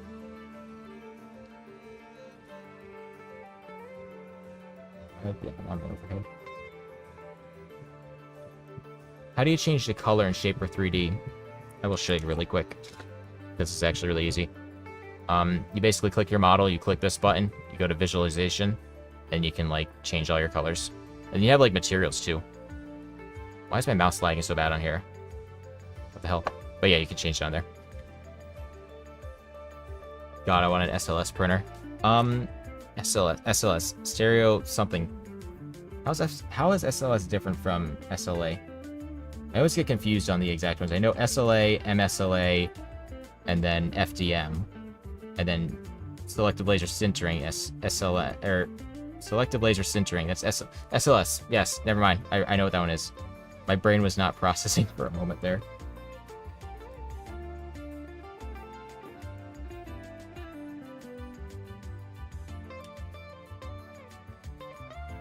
Looks like those are all done. Yeah, that there's that new Micronics machine coming out.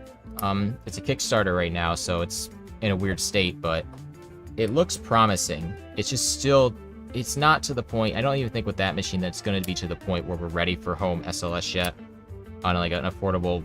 I mean, affordable. We're talking $4 or $5 grand here, but I don't think we're to the point yet where that's ready, because you also need sandblasting to get it done.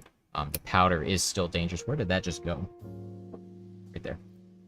So it's still like crazy, but what happens if I just use my school 3D printer to print cases, keycaps, and plates? I mean, if they work, they work. I mean, I'm assuming your school might have bamboo. That's what typically schools use. That would probably work just fine. If it's like an ender or something, you might have a little bit more problem, because they're probably not tuned properly. Teachers don't always know how to tune those. I saw a funny video that actually popped up on my YouTube a little while ago about like a college setting up their printer, and they were like looking at it and being so amazed by this like crappy little ender. It's like the guy didn't know what he was doing and stuff, and it was just kind of funny. They're like doing a training class at school for it. All right, those are on that side. 3D modeling software for noobs. Yeah, Shaper 3D. Hands down, Shaper 3D. Not only for the for noobs part, but it's also it also runs really well on pretty much every system. It just runs well. Like Fusion 360, I cannot even use that on my Mac. Like, it is so painfully slow to use. And I think that's the fastest way, if you're like new to this, to not want to do it, is if you have a program that's just an absolute headache to use. Like, sometimes Shaper will slow down too, and it's miserable when it's slow. So, yeah.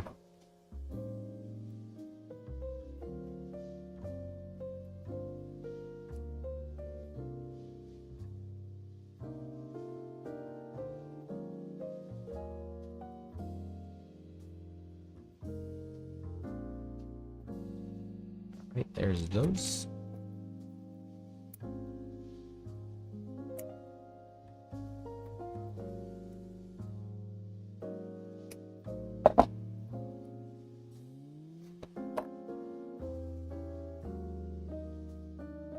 Yeah, I'm probably gonna finish this one up, and I'm gonna do this one off stream, because this is like double, and I'm getting hungry.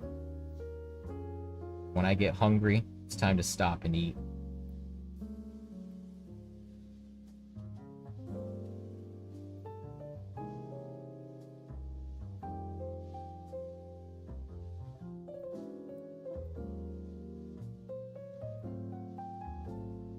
Hungry. Yeah, I'm starving. Only had breakfast so far, and it's been like a few hours since then, so gotta eat. After washing my hands, because I have lead solder on them, and I have to remember that. Because leaded solder is the solder you want. Do not want unleaded solder.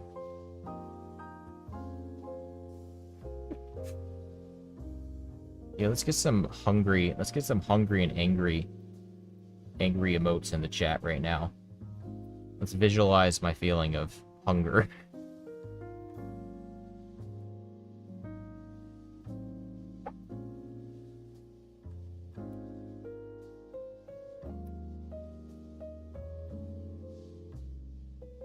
Oh, good point, Astrum. Yeah. I did wound my finger with that one thing. So I'm probably getting lead dust in there too, which is great. Just wonderful. I think that actually probably makes the perfect, what is it, comparison to how I feel right now. Just, I want food. Just want food. I don't even know what I have to eat. I don't even know what I'm going to eat. I feel you. When you get hungry, mistakes can be made, like when I flipped the dial the wrong way in a recent build. Yep. when you get hungry, you start getting a little sloppy sometimes. I mean, I'm not like that starving right now where I'm like doing dumb stuff, but when you get really hungry, like especially on a hand wire build, you start getting like faster, and then your solder joints start stuffering, and you're like, all right, yeah, it's probably time to go eat, so that you don't make all those mistakes. Why don't they make fingernail band-aids? I don't know how they would do that.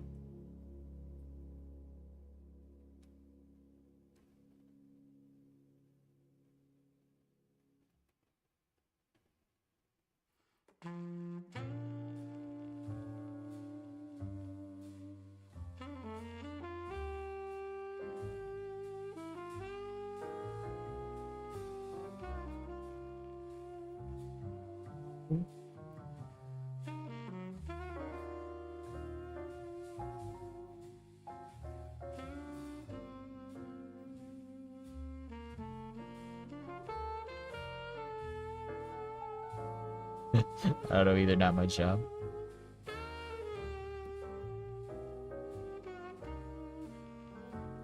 It's all soldered. I miss oh, very good. Baggy.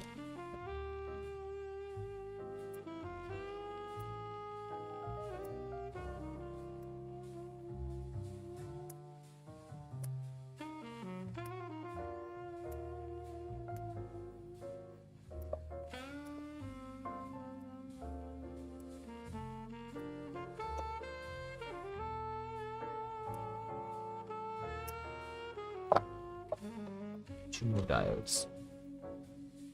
Pick of the Cyberdeck this is going in. I don't have a picture of it. It's for a client, so I just made the PCBs for him. I will post in my Discord though when it is ready. So join my Discord. I've said this like 4 times this stream, but join my Discord if you're not in there. And yeah, when he does share those with me, I will post it, because he was talking about getting a final design, because I'm like doing all these different ones here. There's like a ton of different ones. And he's going to kind of find, I think, which ones work best, and then he wants me to design, like, the final PCB for it. So, this is probably an ongoing project. But I also, this one here, I do have a plan to maybe do something with this PCB.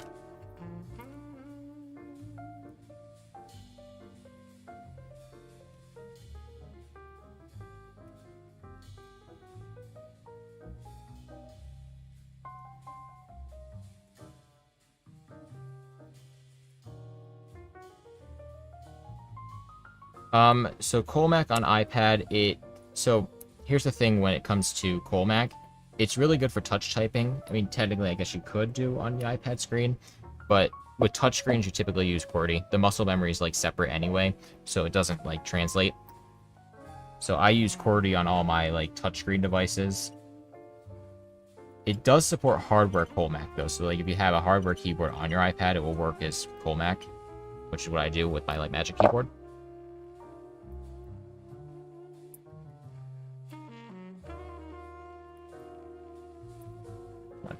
There.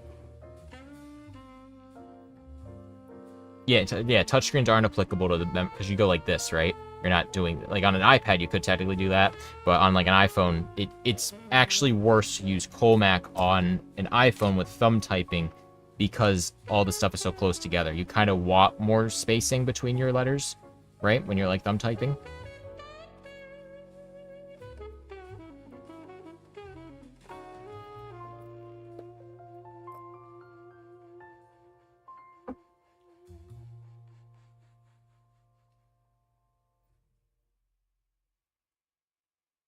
After this stream, I'm going to scrub out that finger too, as much as it's going to hurt, but I am, like, using lead, and that's probably going direct to my bloodstream right now.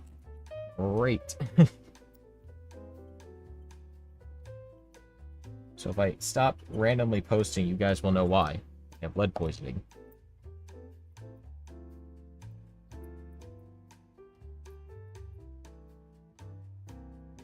I mean, lead is bad, but I think a lot of it's, like, overhyped in terms of, like, soldering. How big of an issue soldering with lead is.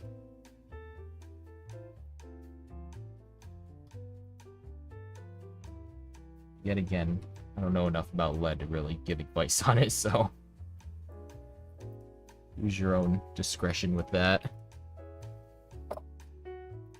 You won't die from that dose, but you might get a little stupid. I don't know. Maybe I'm dumbing down from lead. Who knows? We'll see.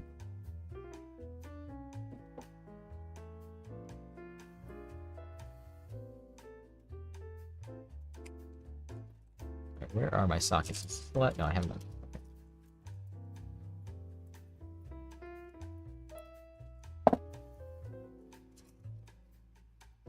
Nothing compared to the still ongoing effects of leaded gas. That is right, isn't it? Cars used to use leaded gas. Forget about that. That's why it says on lead, right? But, like, cars did used to use lead in their gas, which is wild. I mean, I think at one point they used to use mercury for stuff. Yeah, you used to make thermometers with, like, actual mercury. I think my mom actually told me she used to, like, break open a thermometer. I think it was my mom. When she was a kid, they'd break open a thermometer and play with the mercury. Which is just wild that that used to be a thing. Coming all the way to US if you stop posting. Man, I'm trying to ramp up my posting, actually. I think I'm setting we're far enough in the year. I think I'm setting my goal for this year at 15k subs. I think that's my goal.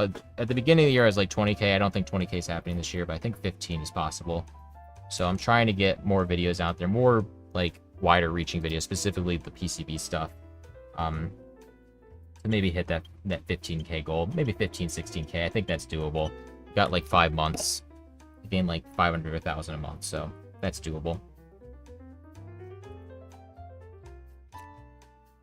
Or maybe I release my really dumb video on the 144 and it goes mega viral.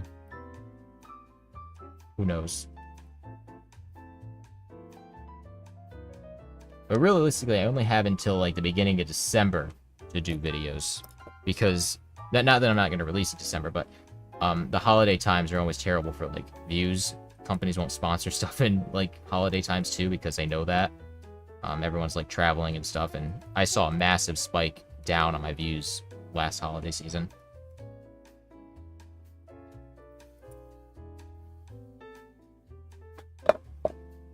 Mercury poisoning isn't as bad as lead because the body actually gets rid of it, albeit very slowly.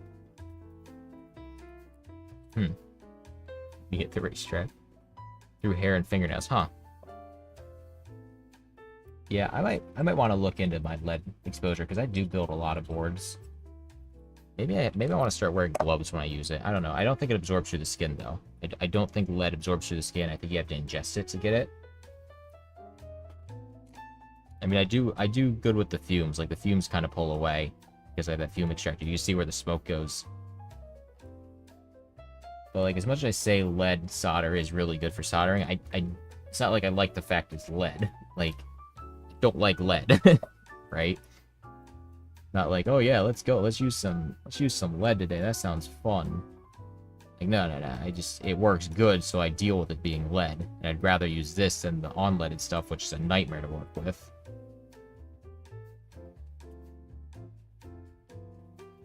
So, and probably if I was using the other stuff too, I'd be like ruining my iron tips because it oxidizes them faster. So I'd be going through more tips and stuff, and it's one of those things that it's a necessary evil. When will the next board be coming out? No, it's not tomorrow. Not tomorrow. I wish. It's this weekend. This weekend I'm going to film it. I'm going to try to, at least. And then, I mean, it's on the repo. If you go to the repo and go to the branch, you'll see there's the Scotto Hazard branch on the repo. The files are in there if you want to mess with it, including firmware. I just don't know if it's tested. So, I know it's not tested. I mean, I haven't tested it, so I don't know if it actually works for a split. Everything should be correct in it, but I haven't tested it, so I don't know. I know the case is fine, though. The case is ready to go. Yeah, it's hand-wired. It's fully hand-wired. So it'll be fully hand-wired, hand-wired TRS connectors. So I kind of have, that's what the TRS is like. So I'll have those on top. Sadbrax, you're just in here giving misinformation, bro. It's misinformation. It's hand-wired, no PCB. It's not coming out tomorrow. Alright, that looks like it is ready. So that... Debating just doing this one now. I'm still debating just doing it, even though I'm hungry. I'm gonna get some of the diodes done, just because I feel like it. I just feel like getting some of the diodes done. This is the one you might be thinking about, Sadfrax. So this is the Scotto 34, but in a split board. So you can split that apart. I was thinking about maybe using this PCB in a split PCB board that just hand wires into the MCU, right? Because that's what the guy's going to do. He's going to use these to just hand wire it in. So I could actually repurpose this PCB on my own to be a split Scotto 34. But I haven't done that, so. He might even commission me. He was talking about it, maybe commissioning me to like design this stuff for him. So like the actual cases, which would give me the perfect excuse to kind of use some of these PCBs on my own. I would have to reorder them, but like it would give me an excuse to do that. Let's make sure we get this on the right side. Perfect.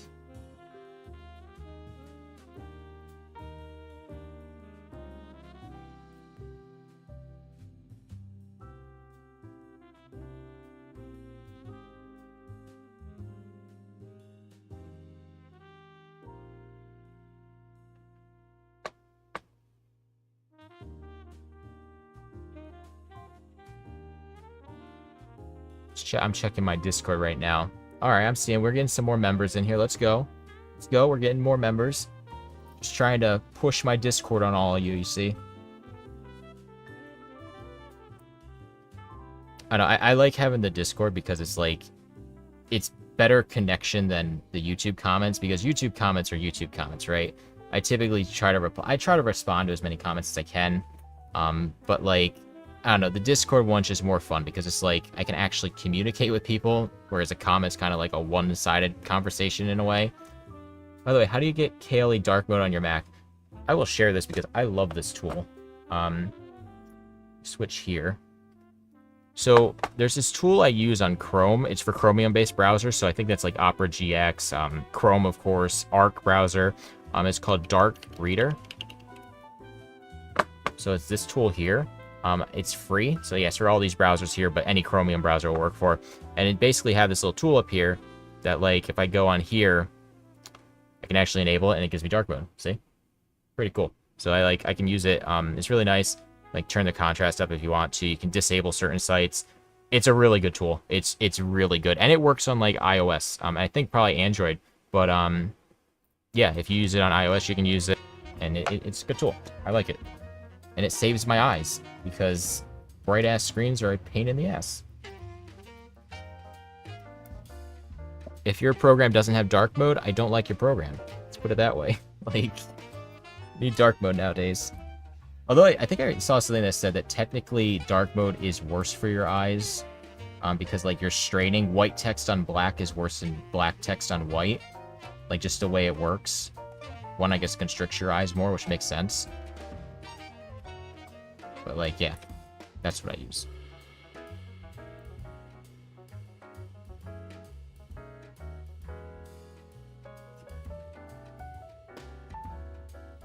Does it work on iPad? Yeah, it will work on iPad.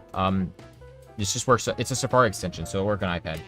And if you're not aware, too, every browser you use on iOS is still just Safari.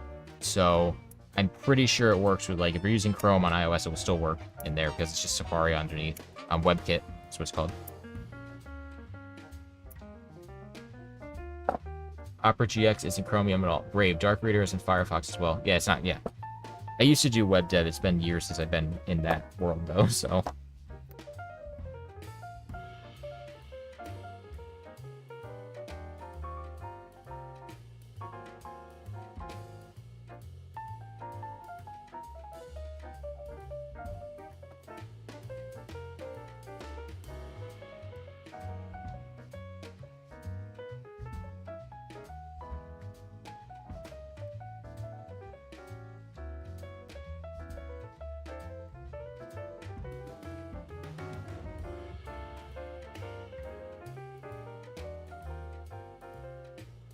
No, Opera GX is Chromium, but it's a joke.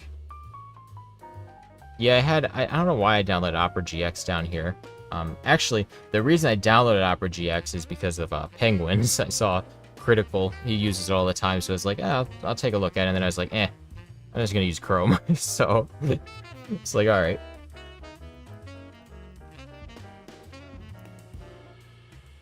Oh man, I'm realizing too that probably some people don't know who Critical is. That's some, like, totally unrelated to what my content is. Totally unrelated, but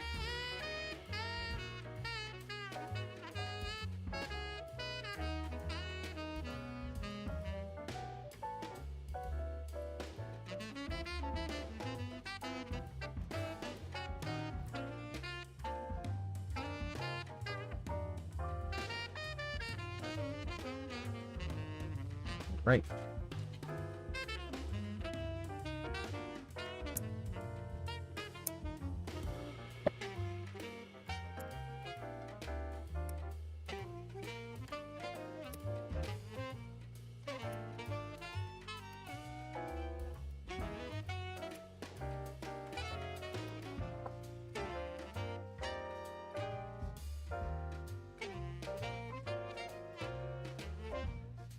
I'd probably switch to Firefox once MV2 is done. What is MV2? Joe, what's your smallest build? Is it the macro pad? Probably the Scotto 9. Yeah, it's definitely the Scotto 9. Definitely the Scotto 9.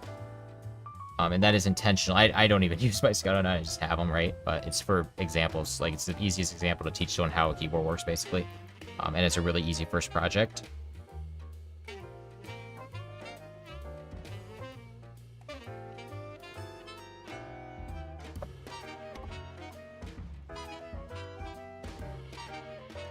Biggest build, definitely the 108s. Although I do have the...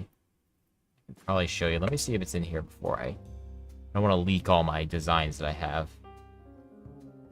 So let me see if I have it. So technically, am I labeling it as a keyboard or a macro pad? Let me see. Pieces? No. I don't know if I even have it in here.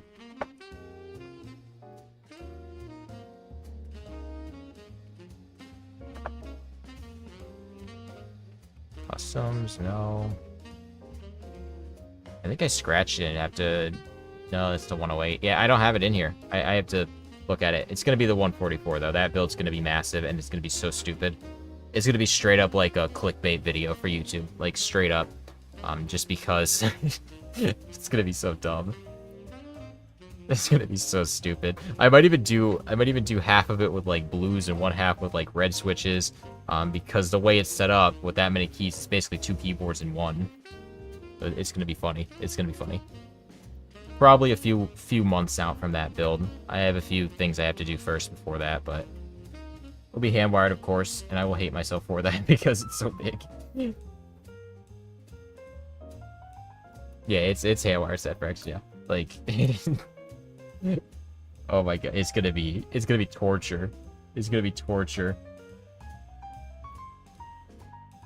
And I'm doing a video on it too, so it's gonna even make it more torturous because like having to film it, like if I did a live stream it'd be one thing, because I'd like just hang out for 2-3 hours while I build it, but filming a video too at the same time is like double stacked on top of each other. I think my longest build ever, though, was Scotto Ergo. That one was like a 12-hour build because it was so annoying with the aviator connector and all that. And god, that build was annoying. Can't be RGB without green switches as well. I mean, could be. Could have all 3. I don't know. I'm probably going to use Acco. I'm probably going to have Acco try to like send me some switches for that build. I'll see what they have at that time. But I want to do a 96-key Ortho QMK build. What advice do you have on learning case design? I mean, I have my one video. I have my one video on my channel that kind of goes over it. Really, my advice for that would be kind of just design it based on what you know, and then come with questions as you have them. The hardest thing for case design specifically is screw placement, even on PCBs. Like I have them here, here, here, and here. Finding the screw placement that where the plate's not going to bend, that's the hard part when it comes to case design. So that will often be the longest part of that, trying to figure out where they're good. But you can kind of mitigate that anyway. If you're doing like a PCB, you don't have to worry too much because the PCB material, like, it's strong. It's basically fiberglass, so like you don't have to worry too much. But on hand wired, it's really crucial you get the screw placements right. Otherwise, you'll have too much flex and you'll risk like breaking keys. It's one of those things that's it's a pain in the ass. That's what I'm getting at here. That is on the wrong side. Let's put that on the other side. What's the oldest keyboard you have? It was the Scotto ELP. Well, the switches that went into the Scotto ELP. It was an Apple M1016 board or something. It's like from I think it said 1986 on the board, the PCB. So it was the oldest I had at that point. But I tore it apart and I took the ELPs out of it because ELPs are so good. So good. And like, honestly, building this Scotto ELP with it was probably a dumb, like, like not a dumb business decision, but a good dumb financial decision, because I had like probably 100 Alps orange, and they sell for like $3 a switch. So like I had like, I think it was like 180 of them or something. I had like $200 or $300 in Alps oranges basically.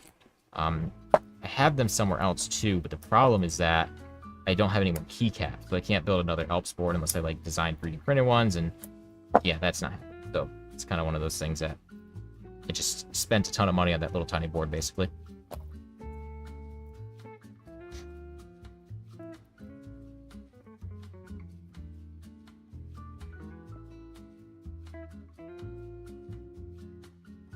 See what notifications I'm getting here.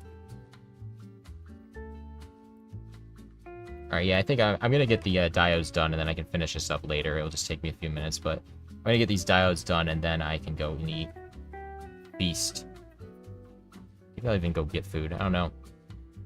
I met a guy at the New York City Mech meetup who was building new IBM Model M keyboards. I think I saw something about that. Are they, like, really expensive, though? The new ones, like, are they, like, $300 each? Like, really crazy expensive? I mean, I guess it's not crazy expensive when it comes to keyboards, but, like, for, I'm thinking, like, a Model M or something, or just a mass-produced board. I guess it wouldn't be mass-produced at that point either, so $300 so, that's what I'm saying.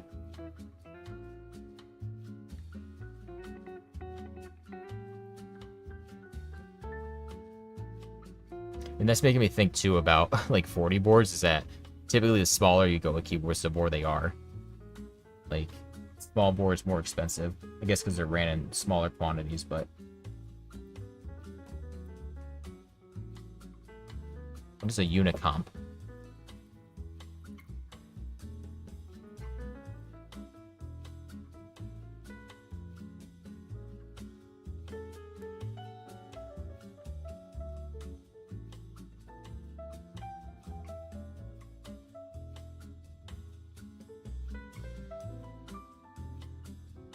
And also think about it, New York City Mech meetup. I should go to one of those sometime, because New York's only like 5 hours from me. I don't know if it'd really be worth it to go, but like...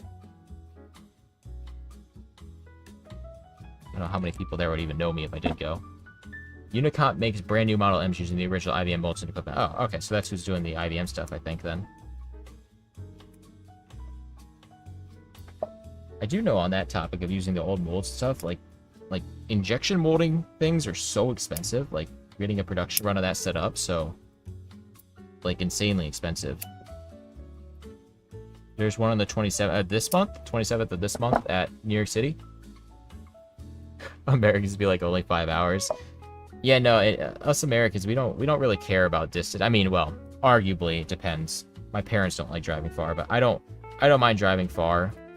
It just becomes a problem if you have to go 5 hours. You're going to be staying overnight, so it gets more expensive. But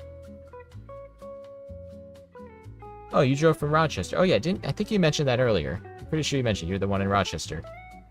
How many people were there? That's my thing. Is I would hate to go to a meetup and there only be like 30 people, right? Like that'd be in my opinion kind of a waste, especially driving that far. But I'm pretty sure it'd be cool to like meet some of the people that watch my stuff. I'm pretty sure something like that I would be known. Maybe, hopefully, I don't know. Oh, 150, okay, that might be worth it then. So someone said the other day that 120 kilometers, 75 miles was a long way away. Yeah, no, 75 miles, that's an hour and a half on the highway. That ain't far. That is not far at all.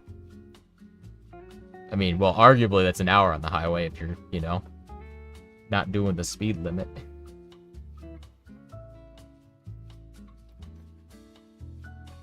Yeah, nah, like I'd argue, like on average, like if I want to go to the store to get food, the Walmart is like probably half an hour away, maybe something like that. So it's not a far drive. That's just how it is. You know, that's the American life of driving everywhere. I mean, arguably, maybe I don't know much about this, but maybe in the rest of the world it's far because they use public transport a lot more. So like not everyone has a car either. So maybe that's why other countries think it's far too. Because like you're not gonna take a bus for 75 miles, right? That's crazy.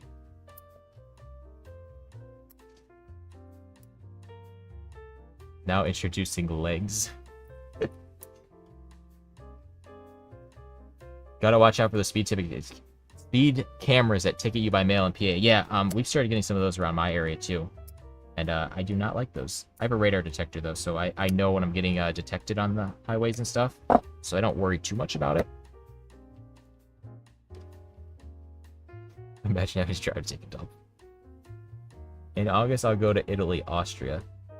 Well, yeah, okay. That is actually one thing I will say about Europe, though. Is, like, the way you guys can just go to different countries and it's just, like, going to a different state is awesome. Like, that's insane. Like, the closest thing we have to that here is Canada, right? Like, if we want to go to Canada, you get an extended driver's license, basically, and you can just kind of cross the border in, like, 10, 15 minutes. So it's not, like, that hard, but, you know, we don't have access to, like, France, Germany. Like, if you live in, like, the middle of Europe, you have, like, all these different countries around you can just go to. 75 miles is a lot, but definitely busable distance where I live. What country are you in, if you don't mind? Because I'm curious, because 75 miles by bus just seems insane to me. That just seems crazy. Like, 75 miles is... I mean, I can see it by car, like, that's fine, but 75 miles by a bus? Like, damn. Maybe if you own the bus, I could see it too, but like just a public transport on a bus. Brazil. Alright. Huh. That's actually crazy. 75 miles by bus. Is that like just a normal public transit line, or is that like a special ticket you gotta get, or how's that work? Like, do you just like go to the bus stop and it's like, you just wait like 10 stops and you're at the next spot, or is it a special thing you have to do? Like, I guess what I'm asking is public transit or, like, a special ticket.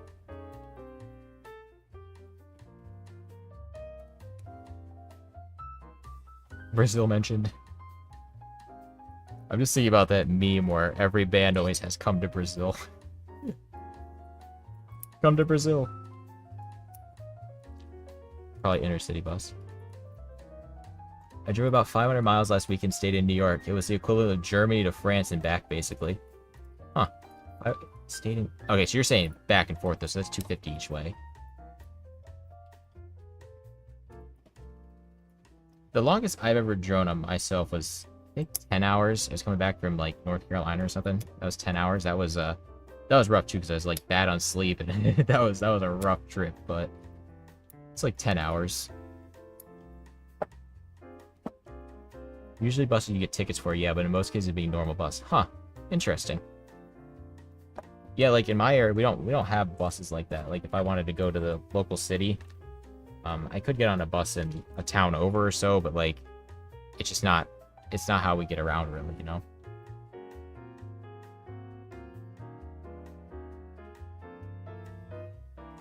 Buffalo to Adirondack. Okay, yeah. That's crazy. I have people in like actual New York State here.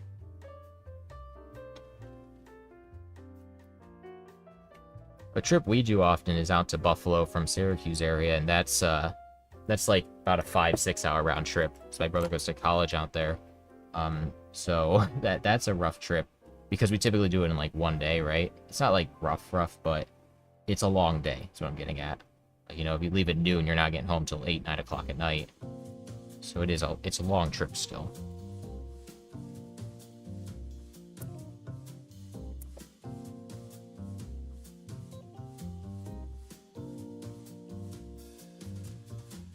Driven 18. Oh yeah, I guess you said you lived in Rochester, so yeah, Rochester to Arizona, that's like across the entire country. So that's pretty far. I'm gonna compare these. They're a little bit different from... Slightly different? Are they? Oh, they're all kale. What am I saying?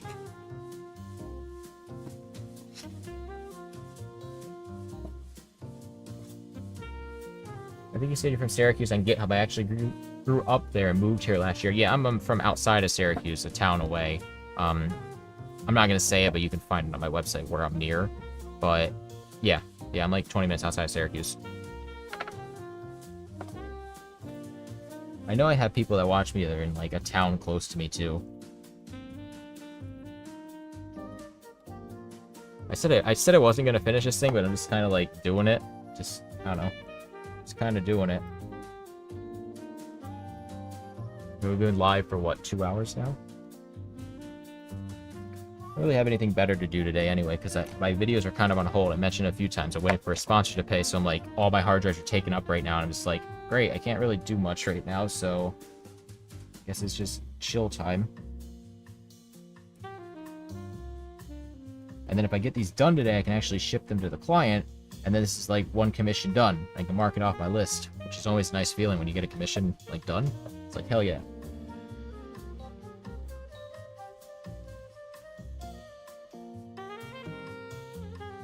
Assuming other than in Appalachia, it's mostly flat roads. Otherwise, I pity y'all. So, yeah, the U.S. is, like, the Midwest is flat, I think. Florida's flat. Near me is mountains and stuff everywhere. There's also flat areas. The topography here is, like, all over the place. You basically have everything. You have every possible outcome here. Watching lives on my hotspot is a pain. Rip.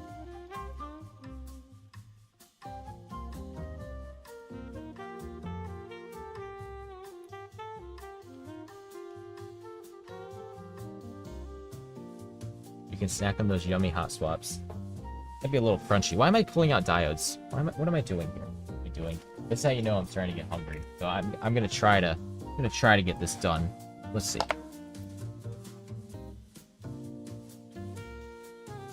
I do have like mints over here. Maybe I can pour one in my mouth without lead fingers. Now I don't get, see, no lead on the mint. Perfect. I'm not gonna die of lead poisoning.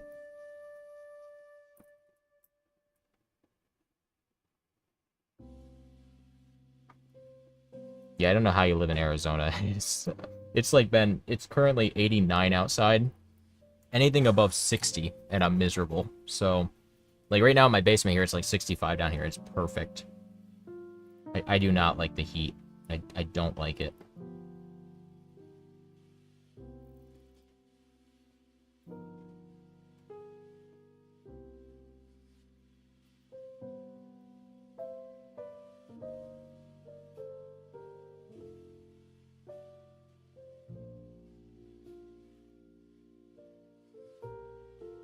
Sock just roll from. What am I doing? I take a bus from Potsdam to Buffalo a bunch. That was about 9 hours, 280 miles.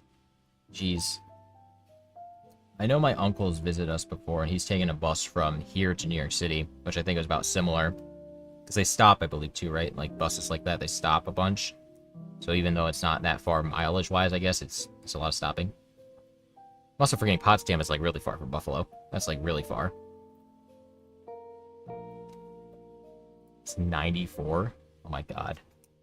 Yeah, no. I do not like the heat, man. I don't like it.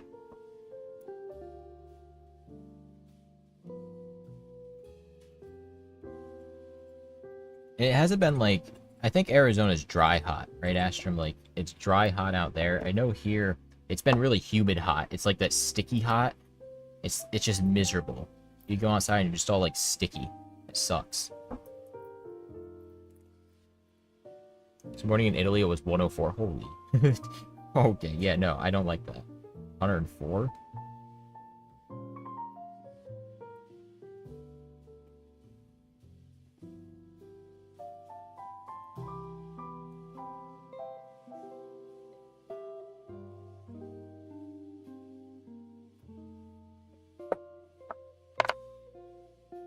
I'm at 5.6k feet altitude, so yeah, no humidity. How's the breathing there? That seems like that's high enough that breathing... I know water would probably boil less there, right, too? Or boils hotter? Or is it colder? I think it's colder at higher altitudes, right? So it seems kind of high.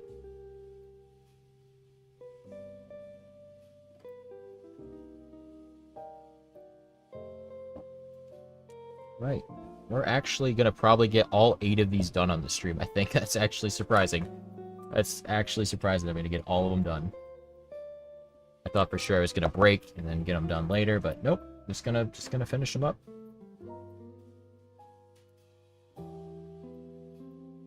Come on, what up? Stick it to my hands. My hands are like all sticky from the flux too. Got flux fingers.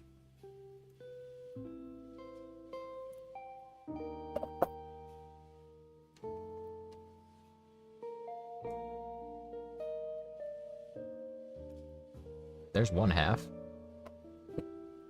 I'm really loving the Scotto build. However, I think I'd like some more keys on the bottom row personally, but I'm having some trouble redesigning the step. What do you think is the best way to do so? So it's actually really easy to add to it. Maybe not. I know it's easy to me because I know how to do it. But, yeah, no, don't start from new. Take the plate, and you can literally just pull out the side 19.05, so one whole unit, and then add new holes there. That's probably confusing. But yeah, post in the Discord or something. Maybe I can help you with that later, because it's not really that complicated to do. It's really not hard.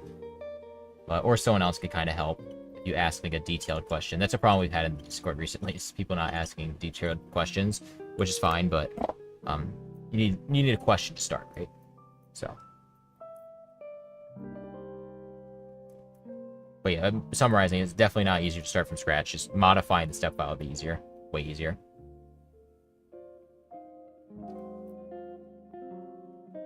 Huh, 200 degrees Fahrenheit, it boils at, yeah. Interesting. So yeah, I think actually now thinking about that, Astrum, with the altitude thing, it makes it harder to cook, right? Because technically you can't get stuff to proper temperatures, I guess, because of the altitude. What is this song? What the hell?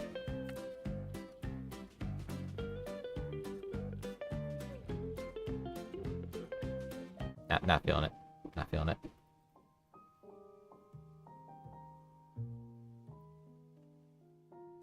Was not feeling it. You need to adjust your recipes for altitude or I'll mess it up. Yeah, that's what I thought. Gotta cook some chicken, you know, and then get that medium rare chicken. You ever seen that meme? Oh god, I gotta look that up because I always found that was so funny. Medium rare chicken.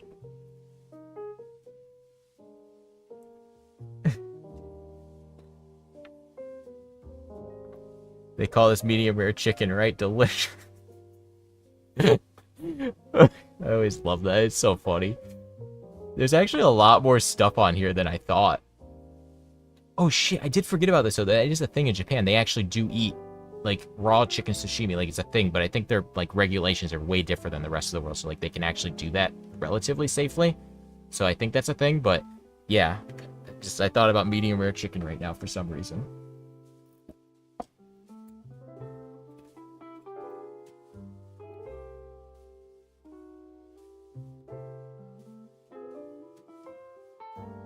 Salmonella, yum. Yep.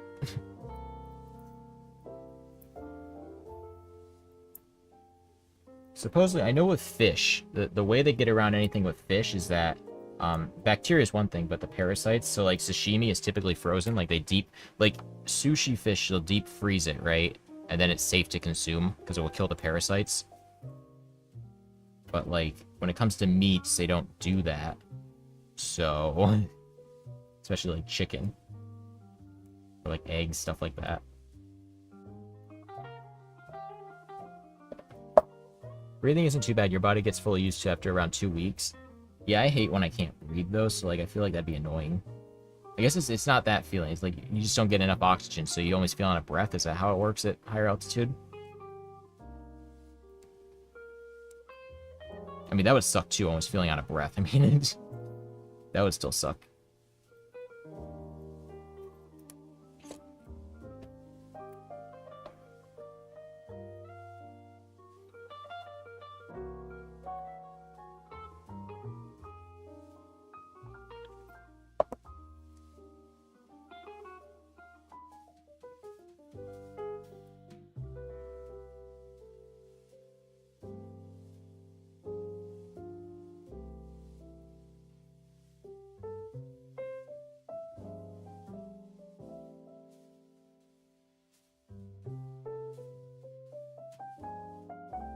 What is it doing? Trapped on my solder there.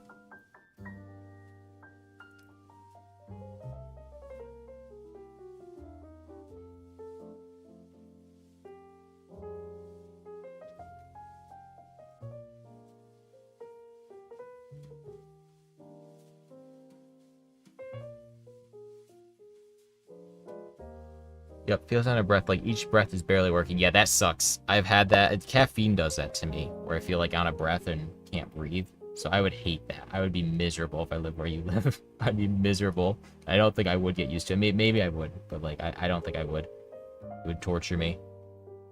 How do you find those flux pens you're using? I've tried them once, but always went back to the pasty stuff from Syringe, although these are really annoying to clean up after. I will link you the affiliate link because that's what us YouTubers do. You know, we get the affiliate links. But no, this one here is like, it's like 10 bucks. And it's what I've used for the last year or so. Where is it? Let me find it. Where is it? Where is it? I want to give you the specific one that I use because there's a bunch of them on Amazon, but I know that this one works good. I think that's it right there, actually. Was that it? Yeah, right here. $13, my bad. This one has, like, I guess this one's technically a better one. So you're here. I'll send this for you, Duramax HD. Why not Duramax 4K? Did that work, too? Did that actually send? I think that worked, right? Yeah. I think that sent. I don't know if, where's my YouTube thing? Yeah, that worked. Yeah, so that's the exact one I use, basically. Where was I on this now? Joe, do you use all your 3D printers? Yes and no. My main ones are those behind me, my Bamboos, so my two P1S and my A1. And then I also use the Neptune 4 Max that's over there. I use that one a lot because it has such a big build plate. And then the rest of them, not as much.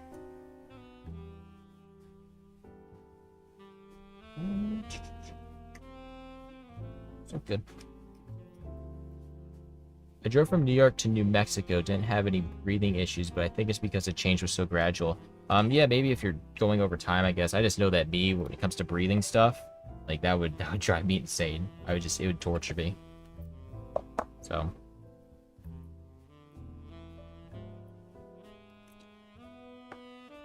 Alright, we are about to finish this PCB. I can't believe I actually got them all done. In one stream. Like, I know I would get them done, but, like, in one stream, that's kind of crazy. I mean, we've been doing this for, what, 2 hours and 15 minutes? We've been live for a while, so.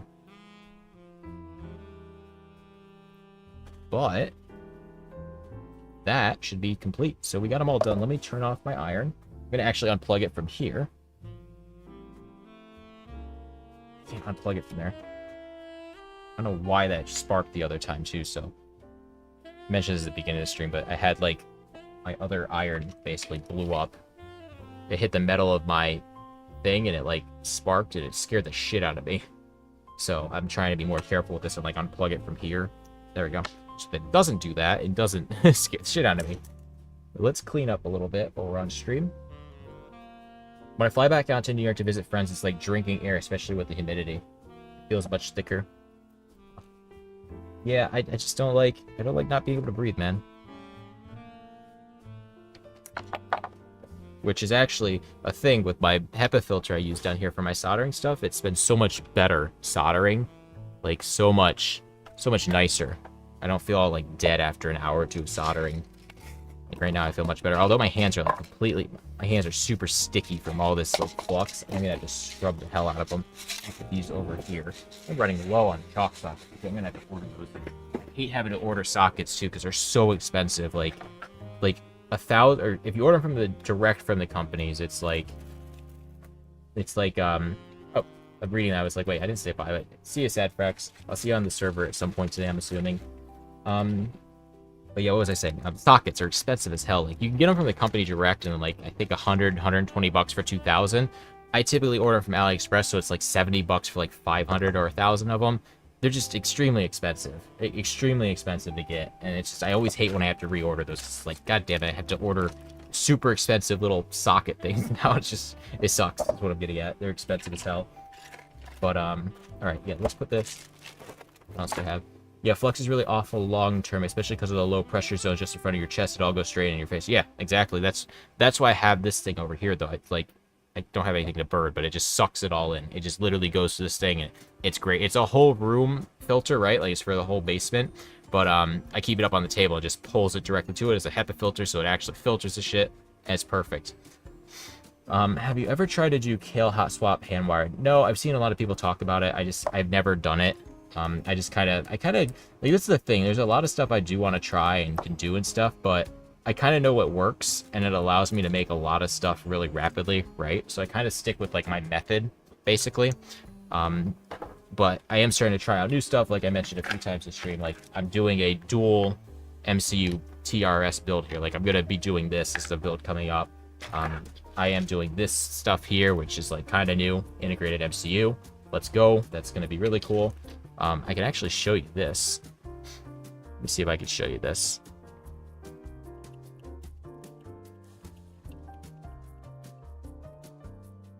I don't want to leak my stats for YouTube, so let me make sure I'm on my video first before I... Oh wait, if I show this though, it's going to show the URL. Alright, I think this is fine.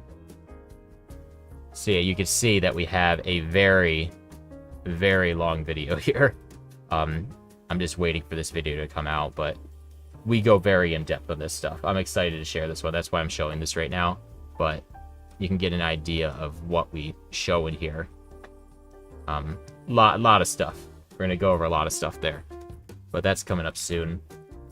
How much did it cost? Oh, you're talking. Okay. I always get confused when people are talking to other people in chat versus me, because it's like right there.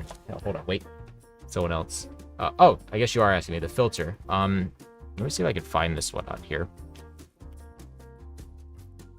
I know it was expensive. I think it's $200. It's this one right here. It's expensive. So it's an expensive filter, but it's designed for like a whole basement, so it has really strong filtration. It like really sucks the shit in. Here, you know what? Since I'm a YouTuber, I'll drop the link. Buy this if you want it. Like there. That is an affiliate link, but I will say this thing does work good, and I chose this over, like, you can get the you can get these things, right? From what I read, they're ass. So like I don't get it. Like this one here. The reason I didn't ever get this is that it has a filter, right? But it's a carbon filter. You want a HEPA filter when you're like filtering out stuff like this, because the carbon filter basically just removes like the particles. It doesn't remove the smell. It doesn't remove any of the fumes. The HEPA filters actually filter this stuff. And this did at one point have HEPA filters, but you can't like find them anywhere. You can't like buy them. I guess actually, wait, do they have them now? Oh, I guess they do have them. So they do have them now. Yeah, I've never used that though, so I'm not going to link it because I don't know if it like works or not. Maybe I will try this eventually, but the whole room thing works good. Good enough for printing ABS, ASA inside, you think? No. If you're printing ABS or ASA on your printers, I would really recommend filtering it outside. Even though like my bamboo printers can do that, they have a carbon filter in them. It still fumes. I wouldn't print that inside. I'd filter it outside. So I'm curious about your filter. I currently don't have a garage or basement, so I solder and 3D print in my living room. Maybe it isn't a great idea. If you're soldering just a little bit, like if you're soldering once in a while, a fan in a window is fine, right? But the amount that I solder, I mean, look what we just did here, right? Let me show you. Like, we just soldered 8 boards here, and that was just today. There's more. Hold on, we're still going. So, you know, when you're soldering as much as me, you need more robust stuff. If you're soldering once in a while, you're probably fine to just filter it out the window. People have been doing that for years, and most people are fine. But if you're doing this a lot, you probably want filtration. You know, it's just a better idea. I mean, any fan is already better than nothing. Just get the fumes away from your head. But of course, a night filter is going to be amazing if you're soldering every day. Yeah, exactly. Like using this thing here. This I can actually probably show you with my camera if I can get. You know what? I'm just going to do this. I shouldn't do this with my thing, but you can kind of see it there. It's freaking out, but that's the filter. You can kind of see it. You get the idea. Let me reset that. Oh no, we press that. There we go. So yeah, it's just this big thing, and it just sucks all the fumes in. It's great. It makes me more comfortable using it. But yeah, I dropped the affiliate link there because that'd be a good commission if I did get that. But you don't need that. You definitely don't need that. But it is comfortable if you use it all the time. And it is big and like cumbersome as hell. It's like really cumbersome because it fits in my setup because I have like a dedicated area for this. But like if you're using it, I mean, you could put it on a table, I guess. You put it on the table when you solder, and it would suck everything right into it. But I also use the bigger one because like it has a bigger filter and a bigger airflow because you want airflow too. So there's like like a small one wouldn't have as much airflow, so you need to be closer to what you're working to. If you have a bigger one, it works a little better, stuff like that. But yeah. Okay, good to keep that in mind. Probably won't be soldering at the volume. Yeah. If you're not soldering like this, if you're not doing stuff like this all the time, you really don't need anything like that. Also, big thanks, Joe Scotto. I did my first hand wire based on your vids. Awesome. I always love hearing that. Like, I see so many people posting stuff. Like, on Reddit all the time, I'll see people just post, like, bills, and then I'll see my name there. I'm like, oh, they learned that from me. Or, not to say I invented it, but, you know, the method with the copper wire, whenever I see that, I pretty much assume that probably came from my video, because, like, mine's the most common that did it. People did do that before me, I think. I don't really remember exactly, but I have seen bills with copper wire. Like, my method wasn't the first to do it, but I am the one that made it more popular, I think. So, ASA poisoning is not something you want to deal with. Yeah, you don't want ASA poisoning or any of that. I don't mess with any of those filaments either. Pretty much the only filaments I mess with is PLA, TPU, and PETG. So, didn't strain it though. You mess with the copper wire. Yeah. Actually, I have a copper wire here that's kind of cool. I was messing around with there it is. I have this square wire that I thought kind of looked cool.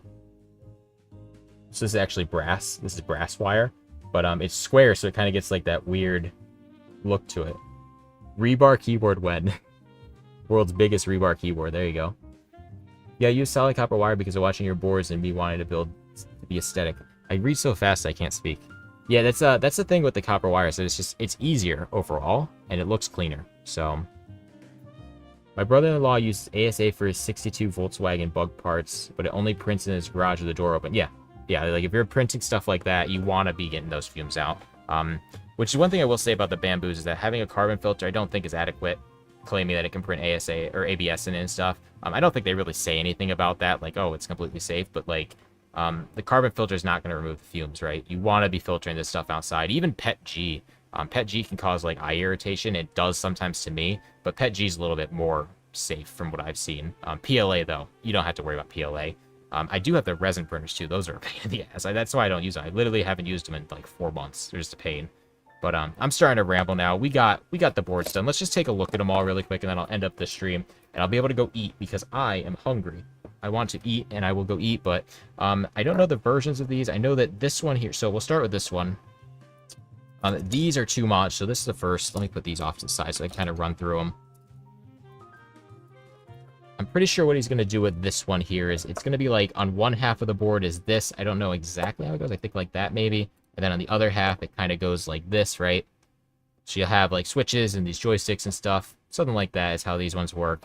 I don't know, but they're just pretty small. Look pretty good. Those are ready to go. These over here, that one's called V7. So like our naming conventions for these were wild too. It was like V7, V1. I don't know which version this is, but this is the Scotto 34 split basically. And he'll snap these off. I'm not going to snap before. I'm going to let him handle that. But this one's all soldered up. Are those PCBs bent to break in the middle? If so, what are your plans on wiring them together? My plans are that I'm going to let the guy that commissioned these snap them together and break them. But yes, they will break in the middle. So those are all designed to snap in the middle there, which is actually a way you can... I want to clip off this. It has a really sharp point here that I don't want to send to him because he'll get stabbed by that. There we go. So yeah, the plan is that I'll snap them together, and then these pins in the middle basically break out the matrix. So you see we have all our columns and rows there. So I'll be able to break that. I'll wire it manually into an MCU. We have this one here, which is kind of cool. Little one. This one, I believe, is direct wire. So we have our 7 pins there. And then same thing. You can snap that in the middle. We have this one here, which is like the joystick method. So it has the joysticks down here. And then these are like 4 keys. So the way he's going to use these, my understanding is that you kind of sit on it like that, and then use these joysticks to activate like your layers. Something like that, I believe. But they'll be like separate sides of the board. That one is a matrix, so you can see that we have our columns and stuff up there. We have this one, which is another design, kind of based on the original design. Kind of like this one, but with joysticks.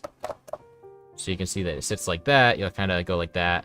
You have these joysticks here to do stuff. And it'll activate them. Different buttons down there. So I think what he said is that this one, you use your pointers for these fingers. You don't use like thumbs, so you kind of go like that, right? That one's that one. I think I showed this one too. I don't know how he's going to use all these. I just know he's like trying a bunch of stuff out. And then this one's just another one that's kind of like a split. So yeah, the big thing with these though, that was the change that he wanted from like my Scotto 34, specifically with this one, is that my Scotto 34 uses surface mount. he wanted these through-hole diodes because it makes it a lot easier to solder. So those are what he's using is these surface mounts. So I put those on there. I couldn't even imagine how difficult it would be to get used to layer manipulation through joysticks. I've thought about that with boards too. It's like, well, finally, this is the last one too. It's just a little mouse module. But, I mean, like you could, I don't think that's that bad. Like if you go like that to type a layer, I think you'd get used to the muscle memory maybe. I mean, it's not for me. Like I probably wouldn't do that, but yeah, it's that logo on there. Yeah, so those are what I got for this today. We got all these boards here. All these different boards. And I somehow got them all done today. I'm so happy that I did get them all done in this one video. So I'll be able to send this to him and he'll be able to take a look and reference it when he builds them. Not that they're anything crazy complicated, but those are all of them. We did all that. So Sadfrax is back just as the time as I'm getting ready to dip out. But welcome back, Sadfrax. We just finished wrapping up everything. And yeah, these are kind of cool. The one thing I did want to show too, he sent me this. This is all Adafruit. Are you typically using 1N4148W for SMD or something else? 1N4148Ws, yeah. Those are what I use for a surface mount. He sent me this just for reference, but this is like the Stemma QT. It's like a little thing you can, I think it's I2C it connects over. But he gave me this as just an example. But kind of a thing that I have now that I might do a project with. I'm going to save that to do something with probably at some point. We'll see if we do anything with that, but making ASMR eating, nah. I'm not doing no mukbang content. But yeah, that's what I got. Let me punch this out to this view here. I let you. My stream setup just works at this point too, but let me make sure I got everything done here, cleaned up. I don't really have much else here to say. I think that's it. Any other? Yeah, that's I2C. Yeah, it looks like I2C. It's 4 pins. So yeah. That's what we got there. That's supposed to be like a controller too, which is kind of weird. Sadfrax, wait. All right, I will wait for one question. I will allow you one question. So yeah, you kind of, it's like super uncomfortable. That's like super cramped. All right, ask your questions and I'm going to eat. I will allow a few questions, but I'll probably cut them off because I need to feast. It's I squared C. The 2 is super. All right, fine. I squared C. Fine.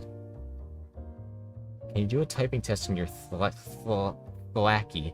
I have a typing test. I'll just send it to you. I'll just link you the video. Let me see if I can find it really quick. Videos. My Thwacky. It's Clacky. Yeah, here. I'll link this to you, Sadfrax. I mean on live. I don't want to do a typing test right now. I don't feel like it. It's like a whole process. But here, you can watch this video if you want to hear a Clacky keyboard. In an integrated circuit. Have you done a video designing the communication between two halves and a split keyboard? Still not sure how that works. I've seen some diagrams, but outside of that video would be helpful. I want to do more QMK stuff. I do, but I have that split board. I have this one coming up, which will have the firmware. It's on the repo. You can actually find it. It's pretty simple, but yeah, I'll eventually talk about more QMK stuff. I just took a look at the Scotto Hazard, and I'm kind of confused with the split setup. Where is the handedness defined? Also, what bootloader is the RP49? It's an RP2040, not RP24. That's probably just a typo there. But we can take a look at that really quick here. I'll just show you on here. So with the RP2040, basically, I have this just a placeholder, so ignore this right now. But if we look inside of here, I'm basically responding just up here right now. But in our info.json, we're using this for our serial pin. So this is how it's defining the connection between them over serial. We have voltage, we have ground, and then we have this is the pin for two halves, right?